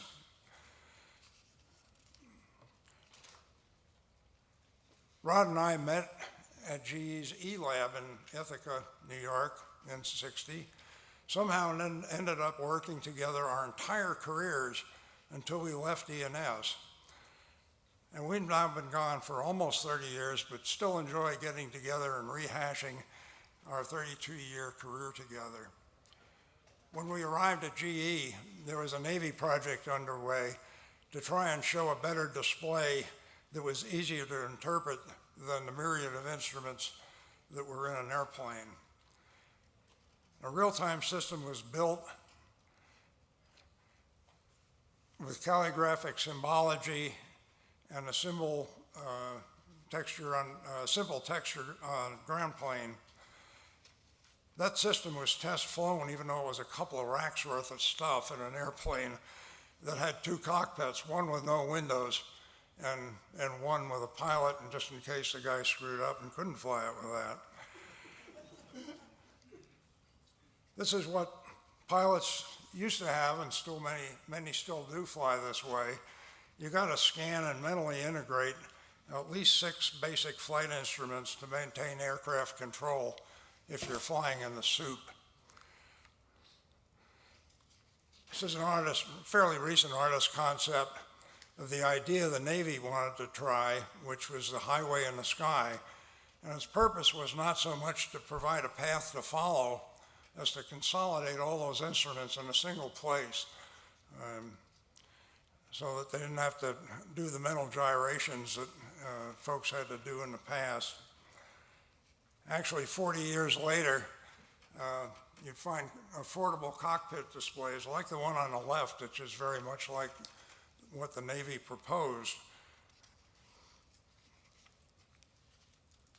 Now, when NASA, who was in the midst of a program to get to the moon by the end of the decade of the 60s, when they saw the demo of the highway in the sky, they extrapolated that and said, wow, maybe if somebody could provide a textured ground surface for us that had high dynamic range so that you could go from high altitude to low, that they could really use it. And they asked GE if we would do it, and we said yes. A few years later, we delivered a 3-channel system of textured ground surface like this, had 4 nested levels of detail, each pattern being 8 by 8, and it provided about a 4,000 to 1 dynamic range. That system was expanded a couple years later. They had a few 3D objects, which was all we could do. Those are seen, a few of them are seen there. There's a crater and a couple of very crude objects that the astronauts could practice flying down through, trying to figure out what the best scenario was for getting down safely and using minimum fuel. That object capability will also let them provide scenes like this. That's the lunar excursion module and the command and service module. And they could practice docking and evaluate methods for getting the 2 vehicles together safely. Now, Dave and Ivan were forming their company about this time, and they arranged a visit, probably out of curiosity, and to see what this potential competition was all about. We met them in Houston 55 years ago, actually this month, and looked at the system. Dave reciprocated, and we attended John Warnock's thesis defense in '69. Visits continued. With NASA's Luna's mission accomplished, we cast about for a way to support our little group at GE. But what we really wanted to do was build computer graphic systems for pilot training. Well, we showed the airline folks something like this and tried to convince them that that might be something useful for their pilot training instead of the big physical model systems that they used. They looked at it and they were very polite, but it was clear that they weren't ready to sign up for something like that. So with the pilot training market surely a no-go at that time, and we got zero interest from GE in funding our proposals to develop it, we began to look elsewhere. And of course, one of the places we looked was ENS. We met with Dave to see about joining them, and just a month later, offer letters arrived in September. I still have mine. Arrived special delivery airmail with only a slight reduction in salary. But we went with our hearts and the dream of building a graphics system, signed up and headed to Utah. When we arrived at Utah, we surveyed our corporate campus and multiple buildings, several trailers, a couple of these old nurses' barracks. One of our members looked at it and quipped, said, well, even GE didn't have its own football stadium. So we started work, never guessing on an opportunity to develop airline simulators would just land on our doorstep 3 months later.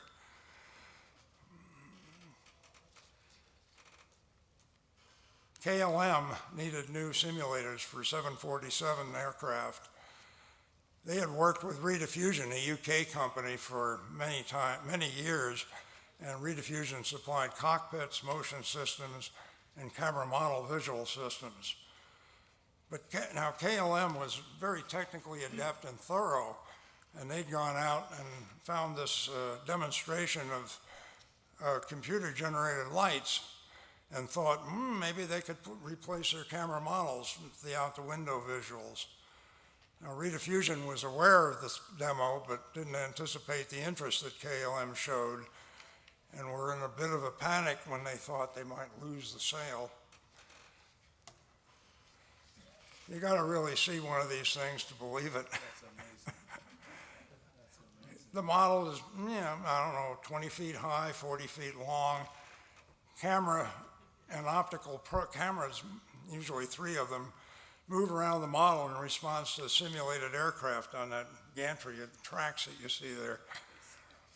Banks of lights bathe the model to improve the image depth of field, which gets worse the closer you get down to the runway. Lights get out of focus and all that stuff. And optical probes are occasionally trashed when they run into the model. And that gets annoying to the maintenance people. Besides, you really couldn't afford the real estate to house many of these things.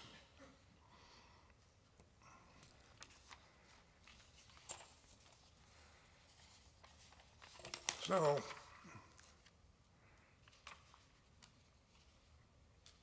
KLM, or RSL, kept up with our graphics capability, both when we were at GE and after we left and came to ENS.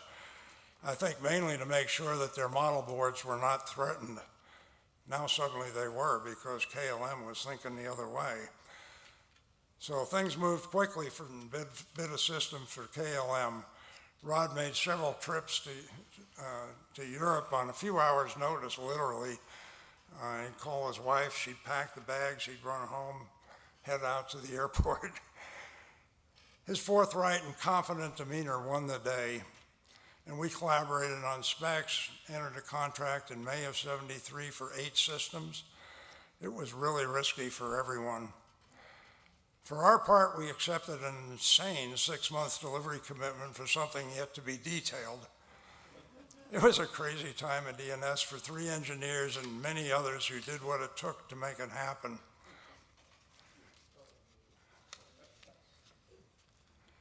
But we did deliver, and we had 2 systems by the end of the year, and the other 6 were also delivered by the end of the year. And these were delivered and installed. The first 2 were at Schiphol Airport outside of Amsterdam. And KLM was really proud of their new visuals and stuck this little article in their onboard magazine. While all this was going on, CT line was being built in Salt Lake, and they were all based on Watkins' thesis work, and 4 systems were built. They were all different, radically different usually, because they were built for engineering and special needs, research needs, and had to do the system to satisfy the users. I think you may even hear more about CT2 later today from John. The growing pilot training appetite for more of everything, that always seems to be the case, outpaced practical extensions of Watkins' approach.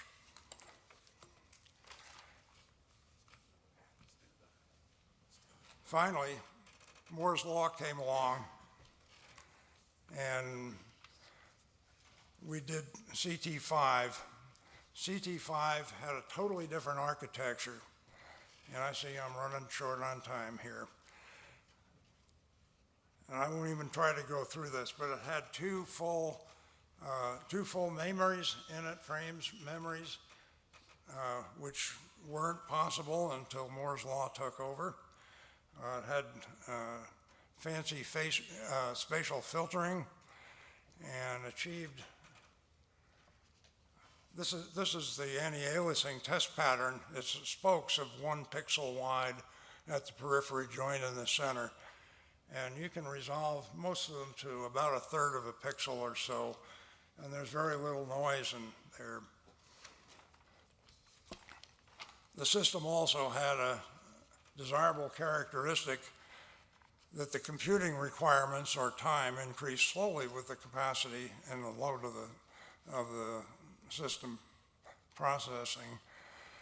Prior systems behaved just the opposite way.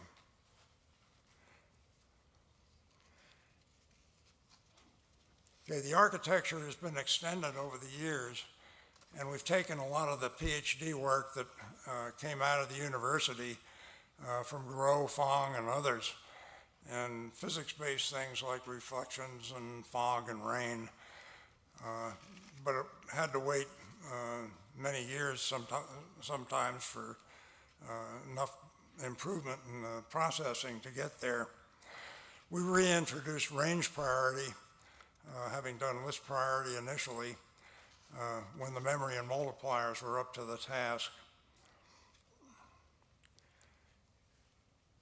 We could produce images like this, broken clouds, fly through them and they behaved correctly. Could make real-time images like this with reflections of puddles on the tarmac, the lights on the stanchions through fog are more or less correct.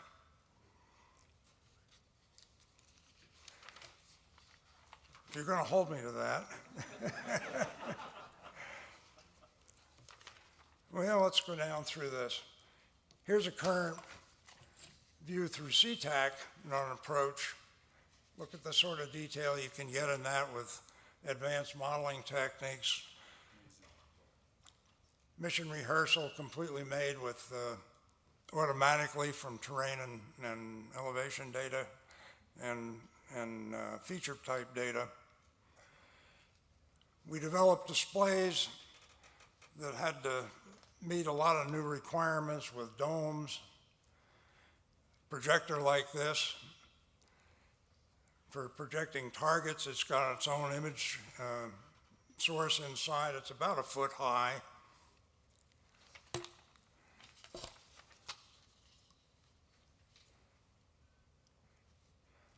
I'll get to the final part here. The magic of DNS. I think the people, the culture, and the work environment fostering innovations of this kind stems from a number of factors. Controlling our own development direction and funding allowed us to be really agile, a lot different from getting it from the military, for example. And the influx of university graphics research and the regional knowledge of employees who either immigrated here or spent a lot of time outside of the country. We learned how how to have a proper meeting in Japan for business. And then this is where the real business got done.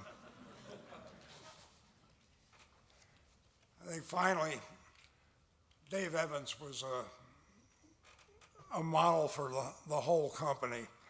And so much is owed to his leadership and that of those he brought in with similar values and competence. You know, E&S no longer exists in name, its parts have all been sold, but the people and the work for the simulation planetarium business continues. And it continues in the buildings in the research park, but under new ownership. Even so, many of those folks, plus ones who retired 20, 30 years ago, come out yearly to a reunion and just enjoy rehashing the fun times, the relationships, and they never get tired of it. Year after year, they come back. Thanks. It's been a wonderful place.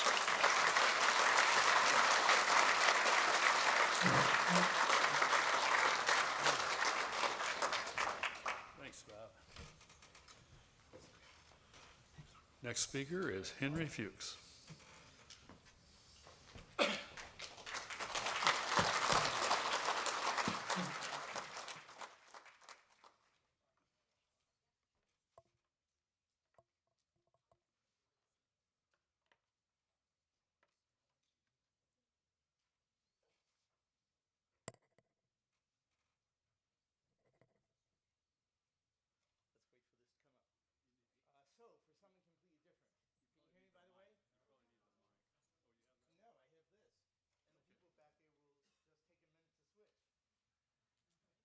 I could sing for you in the meantime.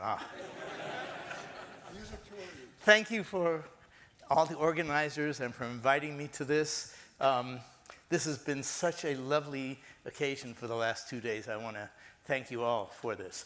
I want to tell you about one line of activity that has gone on for 50 years that was inspired more than 50 years ago here at Utah.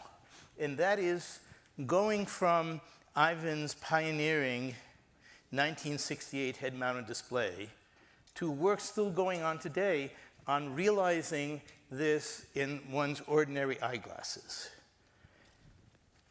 So just to make sure you understand what I'm talking about here, here is a picture from the New York Times article a couple of years ago when Facebook changed its name to Meta. I think that's really significant. By the way, I have no financial interest in Meta. I don't own any stock in Meta. I have some friends, but when a company or an individual changes its name, it's a big deal. When Cassius Clay changed his name to Muhammad Ali, it's a big deal. It's saying to the world, I am something new now. And so my take on it, when Facebook changed its name to Meta, that was a really big deal. And this was the picture that was in the New York Times that day that Meta supplied. Here are two guys playing chess, and one of them is not there. I think that's a great vision. What does it take to realize that vision? And here I've drawn over it my understanding of what it takes to realize that vision. Okay? So let's look at the guy on the left. Can you see this cursor, by the way?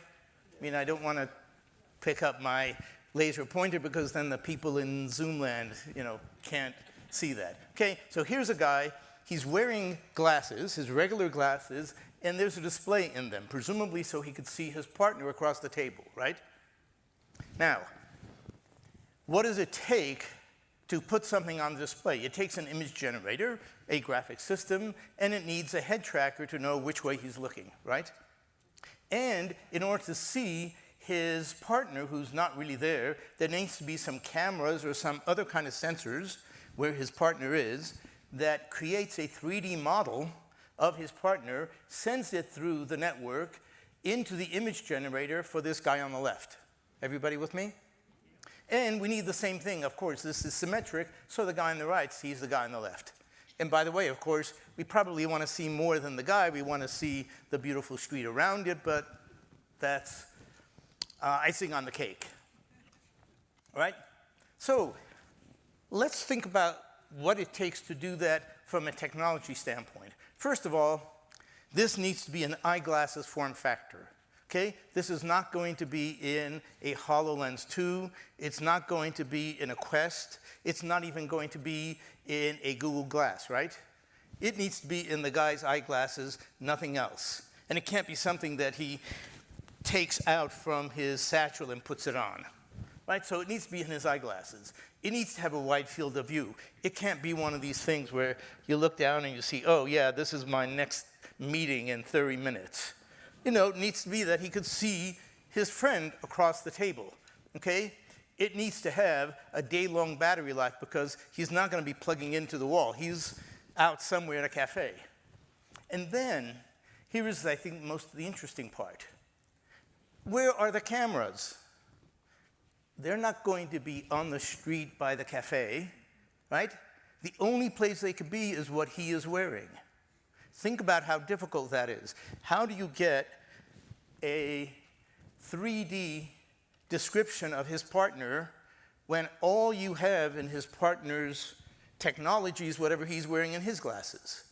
Okay? So for that, what we mean is that there's going to be, in these glasses, some cameras, some that look forward to tell where you're looking, some looking down to figure out what your body is, some looking inside to get an idea of your face and your expressions. All of these need to work in real time. Okay? So, let me remind you, those of you that weren't here this morning, how I got started in this. Was there anybody not here this morning? Oh, then I could tell you, I don't have to tell you the story. Alan Kay, may his name be blessed, showed me Ivan's paper from 1968, and it changed my life. I mean, he showed me a lot of other papers, but you know, what is the interest in resolution theorem proving when you have a head-mounted display? It's like worlds apart. Could I go back to my class in real analysis and not be jazzed by this idea of a 3D system that is in the room with me? That just propelled me to Utah. And that has stayed with me these 50 years. By the way, the one thing I want to tell the guy who's in the Computer History Museum and all the rest of you is that this system should not be called Sword of Damocles. I have said this to Ivan, that it should be changed in Wikipedia. It shouldn't be called Sword of Damocles. That was just the mechanical tracker. In some ways, the least interesting part to me. The interesting thing was the green monster, all this thing in real time. And by the way, I have it highlighted here, if you don't know, the wireless ultrasonic tracker. So if you look here, can you all see this picture reasonably well? This is from the picture. Do you notice that the user here is wearing a sort of a crown with three things sticking out? Do you all see that if you're in the back? Those were 3 ultrasonic transmitters. This is all designed by Chuck Seitz. Is that right? I think Chuck Seitz. And do you all see these 4 things coming down from the ceiling? You know, this is the shower stall. The ends of each one of those 4 arms were listening devices, microphones, and each one of those listened to all 3 transmitters, and there was a bank of filters in back of each one of these microphones, so it could tell the distance from each one of these 3 transmitters. So each microphone output 3 values, the distance to that microphone of each one of the 3 transmitters. Therefore, 12 numbers, you figure out these 6 degrees of freedom. Is that brilliant? And by the way, Ivan said it, and Chuck said too, that it was sort of unreliable because the heating system at Harvard, you know, when it blew hot air, you know, they didn't have temperature compensation, and the speed of sound in air is a function of temperature, and therefore it hiccuped when the heat went on. So they built this mechanical tracker. But to me, what's so exciting is a wireless ultrasonic tracker. So I wanted to put in a plug for how what an impression Utah created for me all kinds of times. And one of those moments was a year after I took Henri's and then Ivan's graphics class. I was checking my mail in the mailboxes, and I saw this scene of people measuring the Volkswagen. You could probably tell of certain people here. Jim Clark, Butong Fong, Robert McDermott, various other people, okay? And I was looking at this scene, shaking my head. Ivan comes by to the mail room. He's checking, taking out his physical mail. And I say to Ivan, this is really mean and cruel. What do you mean, he says. I said, it's mean and cruel of you to make your students physically measure this three-dimensional object, because surely we could think of a better way to do that. So says Ivan, that might be the case, but while you and I are chatting idly, these guys are getting some real results. Oh, and, he says, you might want to go down and help them. I felt so embarrassed by this that I actually went down and helped them for a minimum amount of time just to assuage my guilt. If you really want to know, this thing on the right by Butong Fong, the turn signal, I think I helped measure the turn signal. That was the least I could do, okay?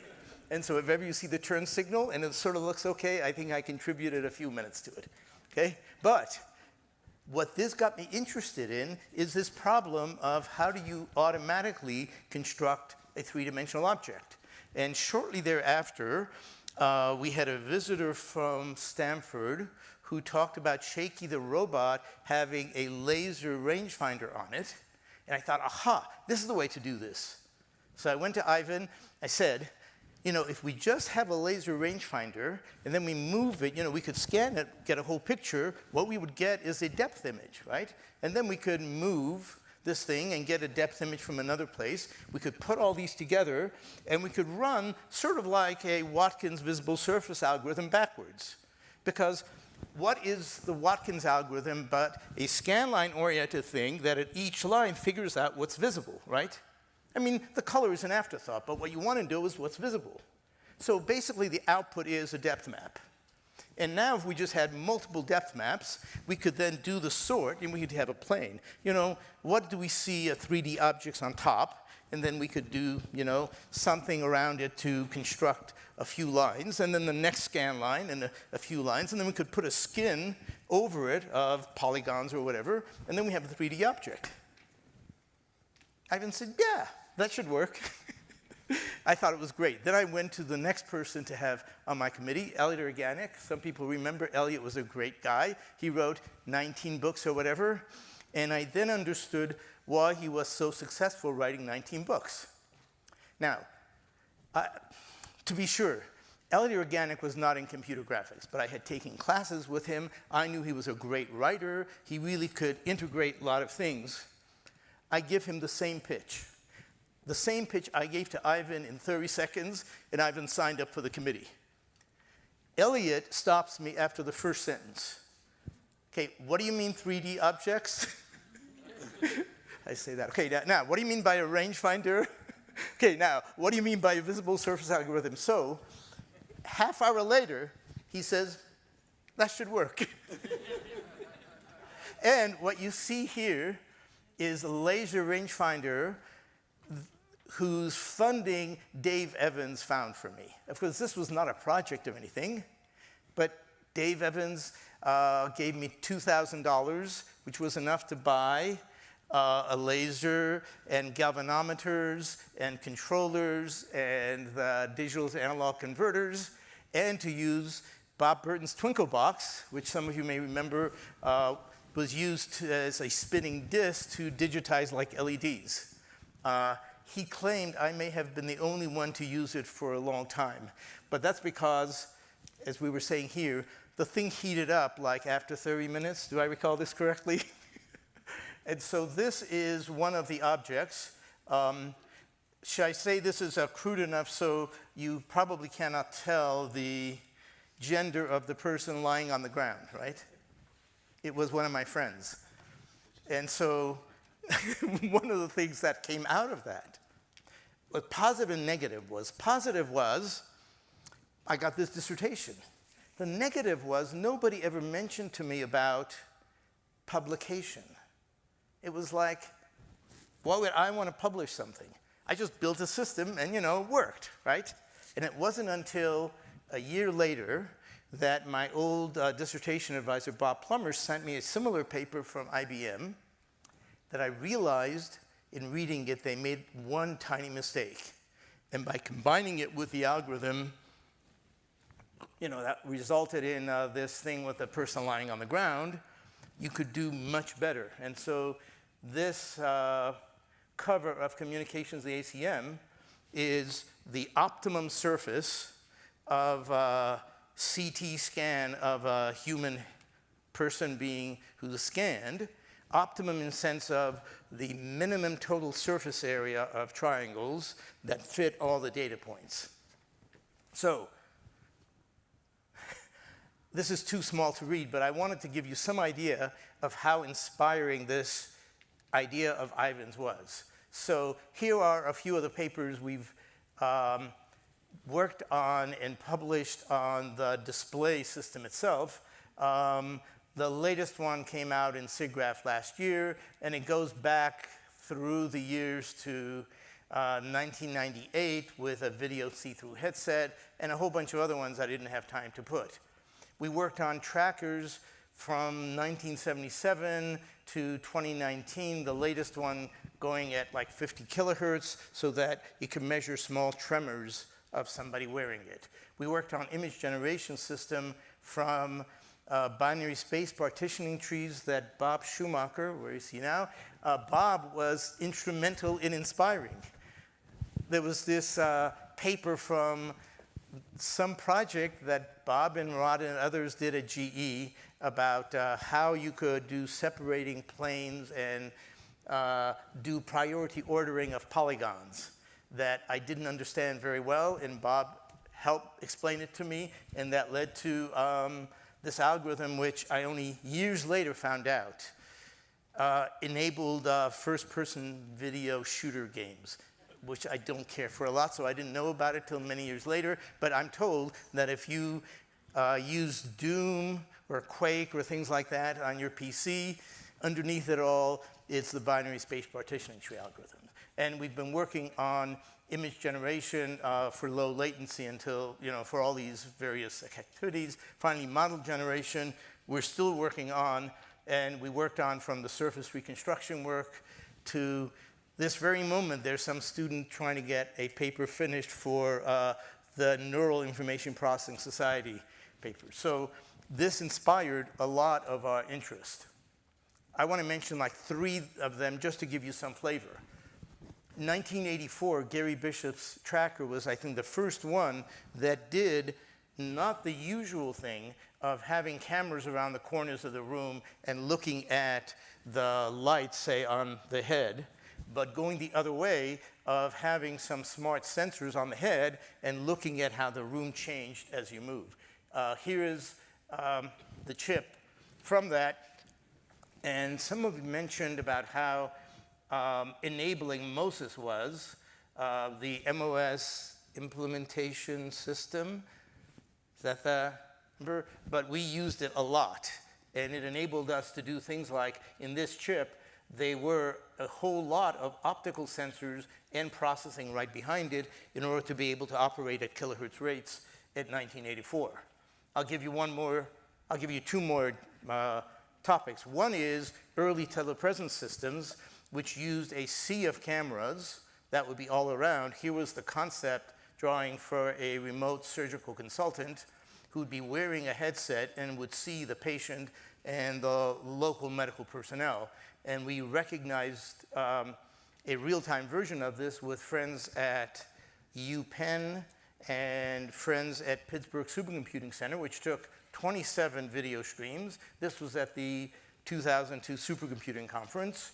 Took them over the internet too, and let you see in another booth a 3D rendering of whatever is in that booth. I'll give you one, last one. Here is one that used AR to look inside the tumor inside a patient. So instead of watching the video screen on your ultrasound, in your headset, you would see your hand. Of course, this is Etta Paisano, head of breast imaging, and she sees the tumor right here inside the patient's breast. And that called for, by the way, making custom head-mounted display that had very narrow field of view and that had the optical center of the camera be at the optical center of the eye so that there's proper hand-eye coordination. Here's the last thing I want to show you about. So I was saying that I think one of the really difficult challenges, how do you get the 3D reconstruction of a person from nothing but what that person is wearing? So here is paper from 2 years ago. Here's the student who is interested in soccer and runs back and forth in the backyard of his apartment house. And the only thing that we're using is whatever is on his head, namely a couple of cameras and motion sensors that are on his wrist and on his feet. So what that allows us to do, we think, is to think about how this could be useful for people who have certain kinds of diseases that go on for a very long time, that, like Parkinson's disease, does not have any cure right now, but what doctors really need is to understand how they're doing on their current medication. And so what we have recently started is a reasonably large project that, based on this assumption of having an AR headset and display in your glasses so that the patient could wear them like he wears his regular eyeglasses all day, and so could wear them when he's with the doctor, could also wear them when he's doing exercises, and could also wear them when he is walking around in his home, and then could review all these with his physician. So, very similar requirements for everybody in AR glasses, but something that may be helpful to people in the near term. So, here's my last slide. My takeaway on the Utah inspiration was that we have a vision and we make it happen with whatever it takes. No boundaries between hardware and software. There's no boundaries between optics and algorithms, no boundaries between mechanicals. And this carried on for years later. When I have a problem and I'd call Rich Riesenfeld or Elaine Cohen, we're thinking about a new kind of a tracking system that needs a complicated duo hexadecimal kind of thing. We don't know quite how to make a prototype of it. The answer would be, oh, why don't we just make the real thing? And that's what they would do. They'd make the real thing that still works for years and years later. Okay, no boundaries. And the realization is the reward, not the paper. The paper is merely a report of what we have done. It's not an end in itself. And what I remember is inspiring examples everywhere around. I mean, there was Ivan's HMD, sitting there, hanging there. There was Watkins, the Watkins box that took in polygons and output video. How crazy is that? This was at a time, by the way, when we didn't have a frame buffer yet. The thing outputs video in real time. Of course, only of whatever number of triangles you happen to have, but in real time. There were just the Twinkle box. There were 2 PDP-10s. There was Chuck Seitz Hardware Lab. I mean, I just can go on and on. And finally, there was this friendly, cooperative atmosphere. I can't tell you the number of times somebody would help me. I'm doing something, and I don't know, Lance Williams says, we could do this a little better. And we would do that. And so that's what has stayed with me for 50 years and counting, is that kind of experience, for which I thank you.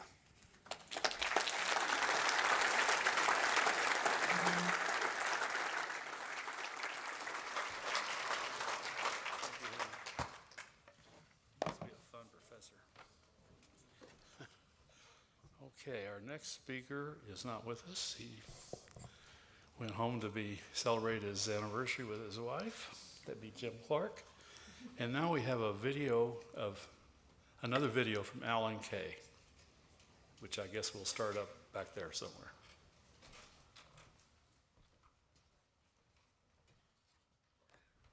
Hi, thanks so much for inviting me to speak today. I have a very simple bio. No one owes more to his research community than I do, and this is actually the real title of this talk. Someone once asked me for a single word to put on my tombstone, and I picked omni-hyper-curious. What that means is a little bit complicated, but if you take a look at what my apartment looked like, this is a recreation when I was an undergrad at the University of Colorado, you'll get an idea of the problem. And if you sort out this, I just tried to do a lot of different things. So I had a math major, and math means, in New York terms, infinities, shiminities. Doesn't matter. You can just do whatever you want in it as long as it's consistent in some way. I also majored in molecular biology, and biology means finities, but they are zillionities because no matter how much you zoom in, you still have trillions and trillions of processes interacting with each other. And I worked my way through school as a programmer at the National Center for Atmospheric Research, and computing means finities, but really only millionities, even today. But the catch is that you have to be nature. So in biology, nature has put together these complicated organizations of things, but when you're on a computer, you get to play nature and you have to figure out the complicated organizations. And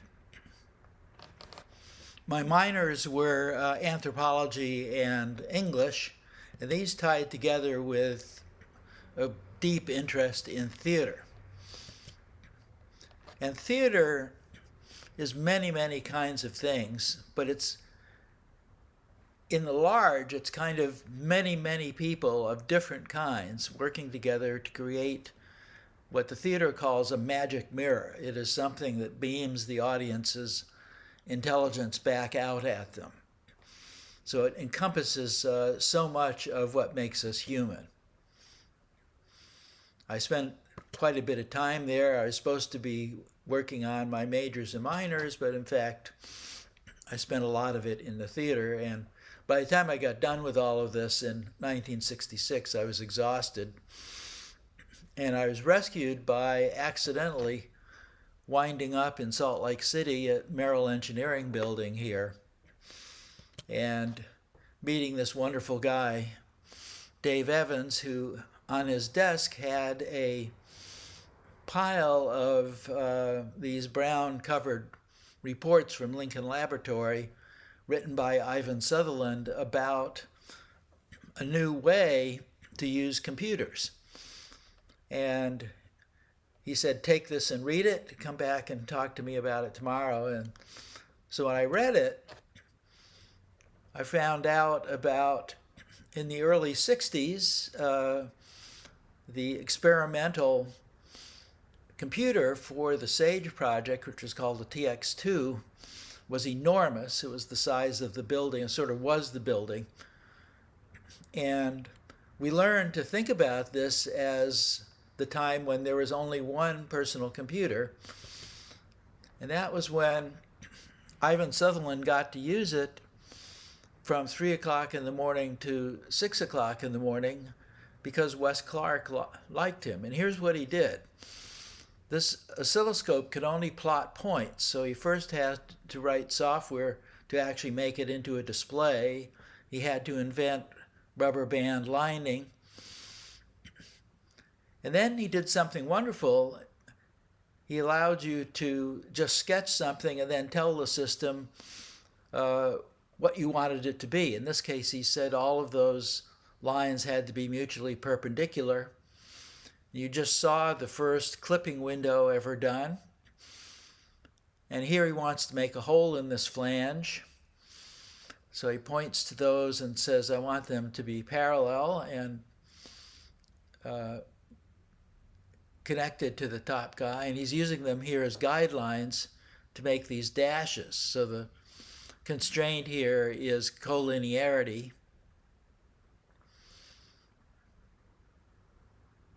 And then he makes the guidelines transparent, and lo and behold, we have dashed lines. So he's made a hole in the flange. Now he wants to make a rivet to put in that hole. So he gets some more ink and just sketches out the idea of a rivet. He's going to use this cross point here as the center for the arc for the top of the rivet. And again, he's going to tell the program to make these lines mutually perpendicular, and you are seeing Sketchpad solving that problem in real time. So he gets a nice symmetrical rivet. This is all done in 1962 with one guy in 1 year on this huge computer. Here's another solution to that problem. Now he could have constrained the ratios of the lines to each other. But here what he's doing is just saying, okay, just solve this problem and what's close to it will give me a nice rivet. And of course you want more than one rivet. So what he's actually working on here is what was called a master drawing. In today's terminology, we would call it a class of a rivet. And here's an instance of a rivet. You can see he's can continuously change the scaling and rotation. Those are done by knobs on the console. And here he's making more instances of that rivet. And he realized, oh, wait a minute, I don't want that crossbar, so I'll make them transparent on the master drawing, and that means all the instances will also reflect that. So we think of that as part of what we call object-oriented programming today. So this was an object-oriented system, and I think the first real one ever done. And anything you make in the master drawing, you can make instances of. So here he's making instances of the flange with the rivet in it. And he can capture that as a master. And so he can get instances of those and scale and rotate them as he wishes.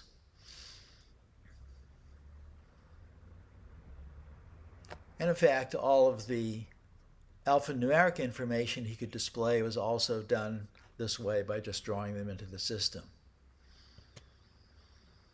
So here's a close-up of the console, and you see Ivan sitting at it with a light pen in his hand, and on the screen we see something that looks like a truss bridge. And unfortunately there isn't a movie available of this, so we did a recreation of kind of how this truss bridge worked in Sketchpad. So here's the console. We zoom in, and as before, we can construct the truss bridge by just, now we've turned on gravity, which is trying to make the masses go to the bottom of the screen, and you see the stresses and strains on these beams here being expressed, and you see them change as we put weights on them. This made me think of what we were doing at NCAR with trying to simulate the weather, that what we really wanted was something that was interactive, real-time model of the universe that we're interested in that would allow us to try out different situations. So I think of this as the real birth of computer-aided design, but not just CAD, but also SIM. And it brought home to me something that I sort of understood, but not as well as I should have. it means that when you simulate one computer on another, you don't have to simulate the kind of computer that is generally around. What Sketchpad was a design of an entirely new kind of computer, not just interactive and not just graphical, but in fact, with this object-oriented structure that was completely general, that had many sophisticated techniques internally to allow it to work, including one of the very first garbage collectors with an inverted pointer collection. And this thing that the ability to make a drawing and put constraints on it also allowed the drawing to act out what the constraints were because of the way the constraint solvers work. Sketchpad actually had 3 constraint solvers all working together, and it knew nothing about bridges before we did the bridge, but in fact a beam on a bridge is a kind of a spring. It's a thing that's trying to maintain its length, and Ivan did a very clever thing. He decided not to try and exactly solve constraints because this is an engineering project, but what he wanted to do was to try and minimize the total error over the actual design. And this allowed approximate solutions to be done, and a bridge is actually an approximate solution to the constraints that are put on it. And the differences between what you wanted, which is constant length on the beam, and what you get, which is beams stretching and being compressed, actually tells you what the physical forces on the beam are going to be like. And then Sketchpad had perhaps not certainly one of the first graphical user interfaces, but what was interesting about it is that instead of telling Sketchpad how to do things, you told Sketchpad what you wanted. You programmed it in terms of requirements in the common sense world of the user, and Sketchpad did the work to try and turn those common sense requirements into something that all worked together. So this system shocked me completely. I asked Ivan, how could you have done this by yourself in 1 year? And he said, well, I didn't know it was hard. Of course, we know Ivan has done this a few times since then. But in my limited experience, I'd never seen anything like this in spite of the fact that I've been programming for 5 years. And my first thought was, well, shouldn't all interactive computing be like this? You just need a computer that's a lot smaller than a building. And once you've seen Sketchpad, I started seeing other things like Simula. I saw interactive time-sharing system. I saw Project Genie at Berkeley, where David Evans had come from. The ARPANET was a proposal at that time. And once you've seen Sketchpad, everything looks like it's just a system of objects. You get this unification, which is completely impractical in any reasonable engineering terms, but fortunately, because of my degree in mathematics, I didn't care. It was so beautiful that I just went with it as math, and the engineering was still left to be worked out.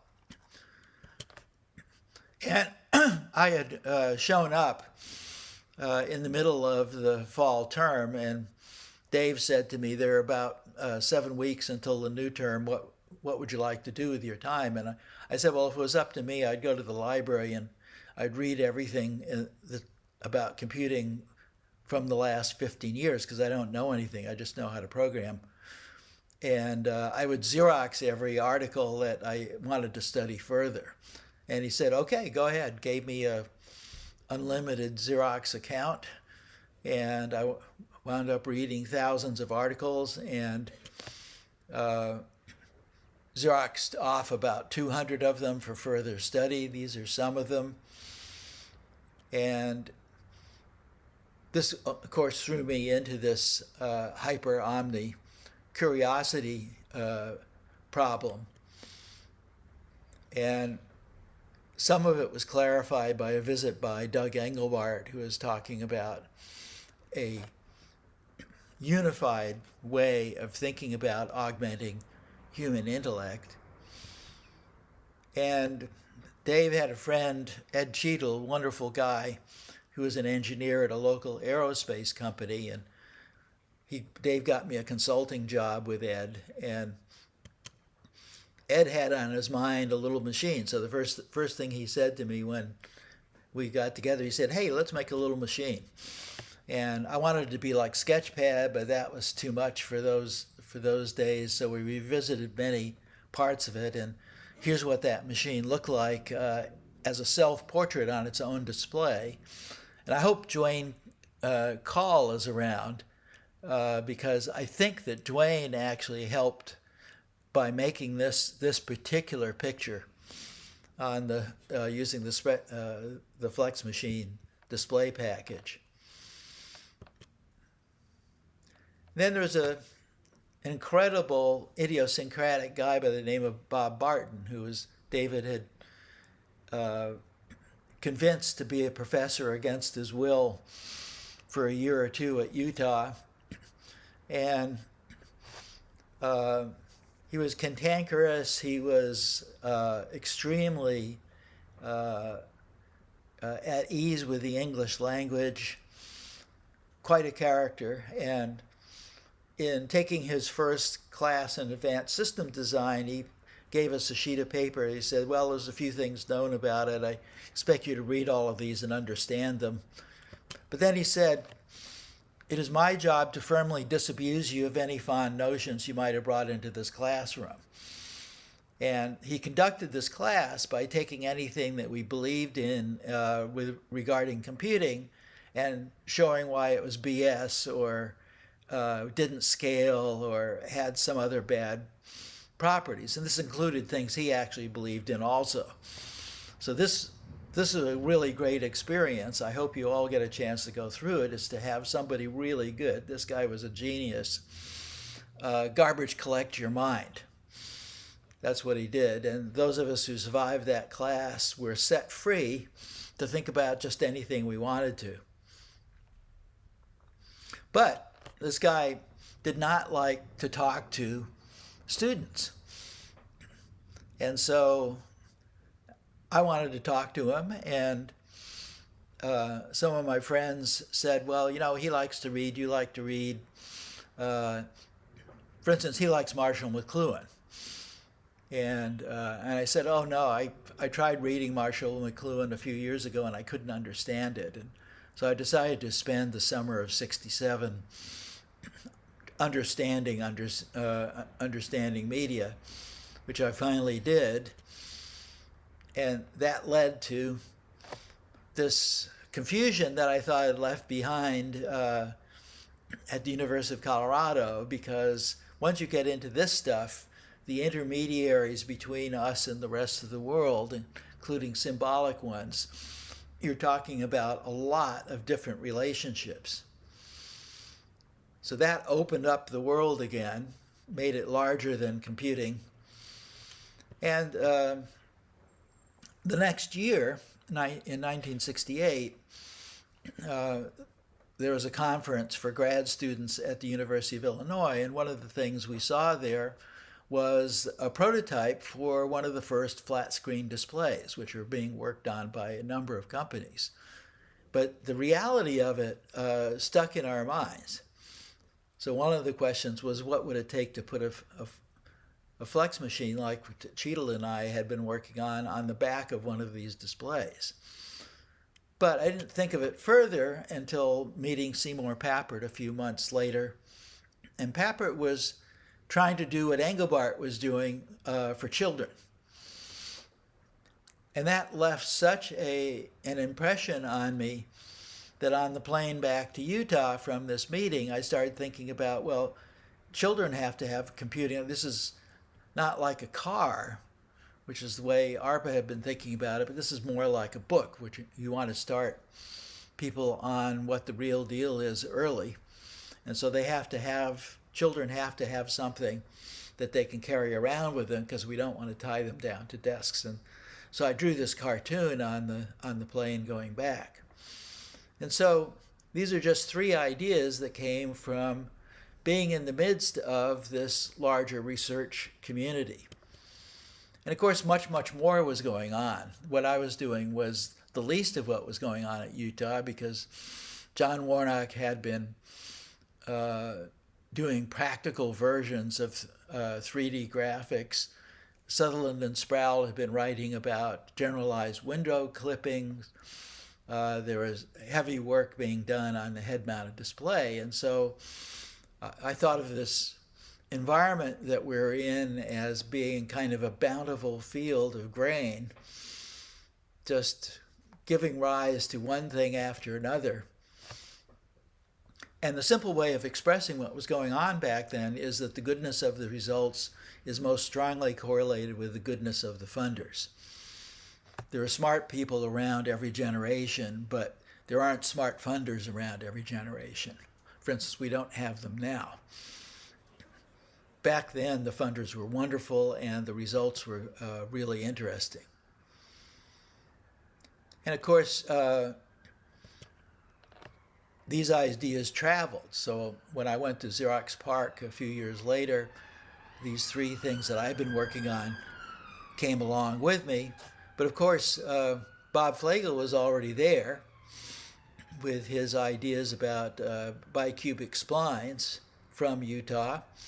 And also from Utah was Jim Curry, already there working on BCPL as one of the implementation languages that was going to be used there. And a whole bunch of people showed up. Some of Engelbart's people showed up, Butler Lamson and Chuck Thacker showed up from Berkeley. And everybody had a set of ideas that they wanted to work on. So this is a very rich concentration. And in fact, we got to do the Flex machine the way we wanted and much better because of Thacker and Lamson participating, being leaders in the design and the GUI user interface that allowed children to also program in this system, just as we'd hoped for this portable machine for them. And in fact, all of this particular software was done as the Internet Network Virtual Computers that I thought was a good idea. We did the engineering on it. The WYSIWYG desktop media was done. Dick Schaup and Alvy Ray Smith and Bob Flegel worked on a system called SuperPaint, which is probably the first color painting system done. The Ethernet was invented to hook everything together, including laser printer done by Gary Starkweather, the idea of client server and peer-peer, and half the internet was done here, and a whole host of other things. So this was a very, very rich concentration of what the ARPA environment was all about. And again, the goodness of the results here is most strongly correlated with the goodness of the funders.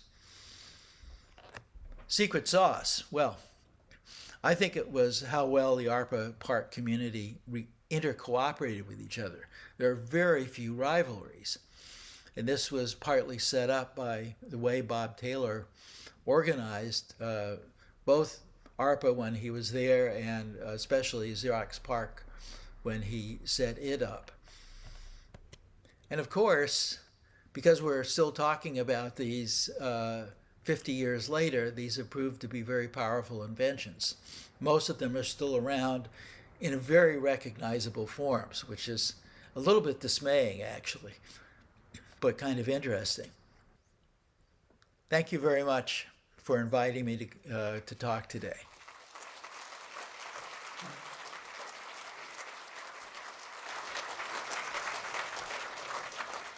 Thanks, Alan. Our final speaker is John Warnock.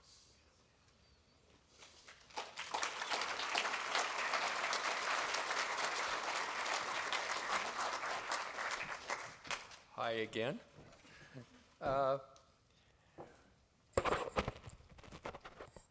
When I got to Xerox PARC,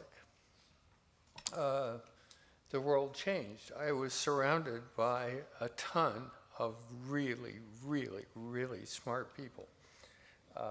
And they were sort of concentrated on a whole variety of topics, a whole variety of what things were. And you inherited an Alto computer, and you inherited laser printers.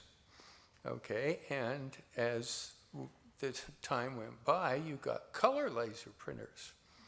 And as time went by, you got essentially typesetter quality printers. So in my head, I thought the right thing to do, since the world communicates with documents, is design a program that will actually print any document that you can think of, in any typeface that you can think of, in any orientation that you can think of, in any resolution you can think of. And that would really bring all of science and publishing, all of publishing, books, newspapers, magazines, into the world, into a digital world. I had a bunch of help with that. Martin, Newell. I used to drink beers a lot at La Hacienda with last speaker. So we had lots and lots of conversations of how to do this. And I felt that the only way you could, and the suggestions of all the people who wanted to do this, is how do you just put the bits on the page? And so they had developed lots of fonts at Xerox, but the way they had to develop a font was they had to, for every resolution, they had to design a bitmap and tune it so that the font looked really good. So it didn't look like a piece of crap. So the font problem was a really hard problem. So when you used the Alta computer at Xerox, you had a different bitmap, a little thing of all the fonts for every size and every font. And I thought, well, you know, that's not the way to do this. The way to do this is to figure out how to deform the letter shapes so that if you have a target resolution, the deformation of the letter shape will correct for the bits that are going to be picked out of it. And so you'll have uniform staffs on a lowercase m. Everything will be corrected by a program, so that all you need is the outline of the font, and you can make the font any size you want, and it will be automatically scan converted to any display. And the displays at that time could either be grayscale displays that had grayscale capability, or they could be high-resolution typesetters that had very, very high resolution. Worked on that problem, and the people at Xerox taught me about Bezier curves. And Bezier curves are the best curves in the world. With Bezier curves, you can make any shape you want. Currently at Adobe, we offer 10,000 fonts, families, in all languages. I think in 23 or 24 languages. Chinese, Japanese, Korean, everything. So the font problem getting solved and the representation of what a page is in color and in black and white that is in such a way that it is device independent. It can be displayed on a screen, it can be displayed on a color printer, it can be displayed on a grayscale printer, it can be displayed for newspapers, for magazines, for any publication that you can imagine. The goal was to have a representation that did that. Okay, so came up with Jam, which was done by Martin Newell, myself, and some other help from other people. And that actually worked. So we did build good characters. We did build them in all different kinds of fonts. Showed this to Xerox, and they said, well, that's interesting, but we're not going to do that until you show us that it'll work on every product that Xerox had. And I said, no, thank you. So we left, and we started Adobe Systems, and took a number of the very, very smartest people out of Xerox PARC to Adobe Systems, and we started to build PostScript printers. One of the first people we dealt with, and Steve Jobs from Apple had snuck into Xerox PARC, seen the Alto, and he decided, well, we have to build the Macintosh. Or first it was the Lisa, but then the Macintosh. Xerox, it was the worst decision for Xerox to let Steve Jobs come in and see what was going on. So he said, well, I have to build the Lisa, I have to build the Macintosh. So when we started Adobe, we called Steve and showed him what our page description language would look like. And he said, okay, I'll invest $5 million for 20% of your company. And he did that. And he said, we're going to bring out the Lisa and the Macintosh with that code embedded in the laser printer. So we had PostScript and we embedded in the laser printer.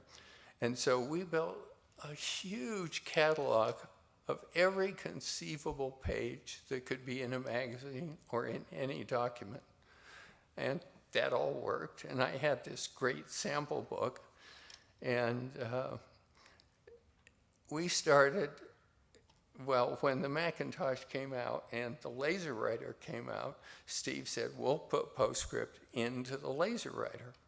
So I had these great fancy pages that I had constructed that showed any conceivable combination that you might see in a magazine. And he thought that was great. So he was going to announce the laser writer, and he was going to announce this. And he went to, he said, give me your samples, because he didn't have any software yet that would do that. So I gave him all my samples, and he had this one very, very complex page that he wanted to print in the announcement of the laser writer. And he went away, and then he called me on the phone. He said, John, guess what? That sample takes 3.5 minutes to print. And he said, if you think I'm going on to a conference stage and wait 3.5 minutes for the page to come out of the printer, you're crazy. He said, fix it. and so I thought about that, and I thought about it for about 1.5 days, and I said, well, one of the interesting properties of PostScript is that every single operator can be redefined. PostScript has a dictionary, and if you have an add operator, you can make the add operator do something else. So I looked at the way that PostScript generated images. And I said, well, you know, if I change all of the operators, or if I go through the PostScript file, and every time it prints something, if I change the nature of the operator so that it doesn't sort of print it, but sort of sets out a different file format that just contains the printing part of it, that might work. And so I sat down one day and I wrote some code to do that. And it took me about one day to do this. And then I took his sample and I ran it through, and it didn't print in 3.5 minutes, it printed in 13 seconds. So that was the foundation of PDF files. So if you have PDF files, what they are is the distilled version of the PostScript file that only has the printing commands. Well, that sort of worked. When we introduced PDF, it became everyone who wanted to communicate documents over the internet, everyone who wanted to store documents, everyone who wanted to put documents away, they had this document that would print on a typesetting machine, that would print on a black and white machine, that would print on a grayscale machine, that would print on anything and on any screen. Well, the government had already standardized on PostScript, and it took them about 4 microseconds to standardize on PDF. And over the years, the number of files that have been created is in the trillions. And the number that are on the net are in the trillions. And they're growing sort of every day. And I'm proud of that.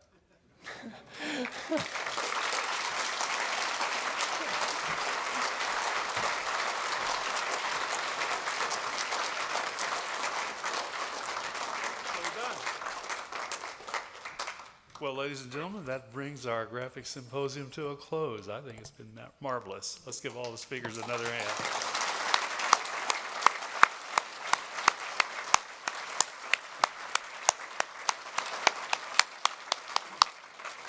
And that terminates the whole celebration, doesn't it? Yeah. Okay. Well, thanks, everybody. I am going to mention something. There is a show that's available on Disney called Light and Magic. It's a 6-part show, 6 hours. If you want to know the story from Star Wars on, when everything was done mechanically, into the computerized version, it is a wonderful show. Ed Catmull enters in the middle of episode 3 out of 6, when, as he already described, when George Lucas invited him over, because, you know, we got to make this faster, we got to make this easier, we got to make this more sophisticated. So it's really enlightening. Check it out, Light and Magic. It's all about industrial light and magic. Ed Catmull, many others, lots of fun. It's been great. Thank you, everybody. Thank you, Alvy. It's been great working with you.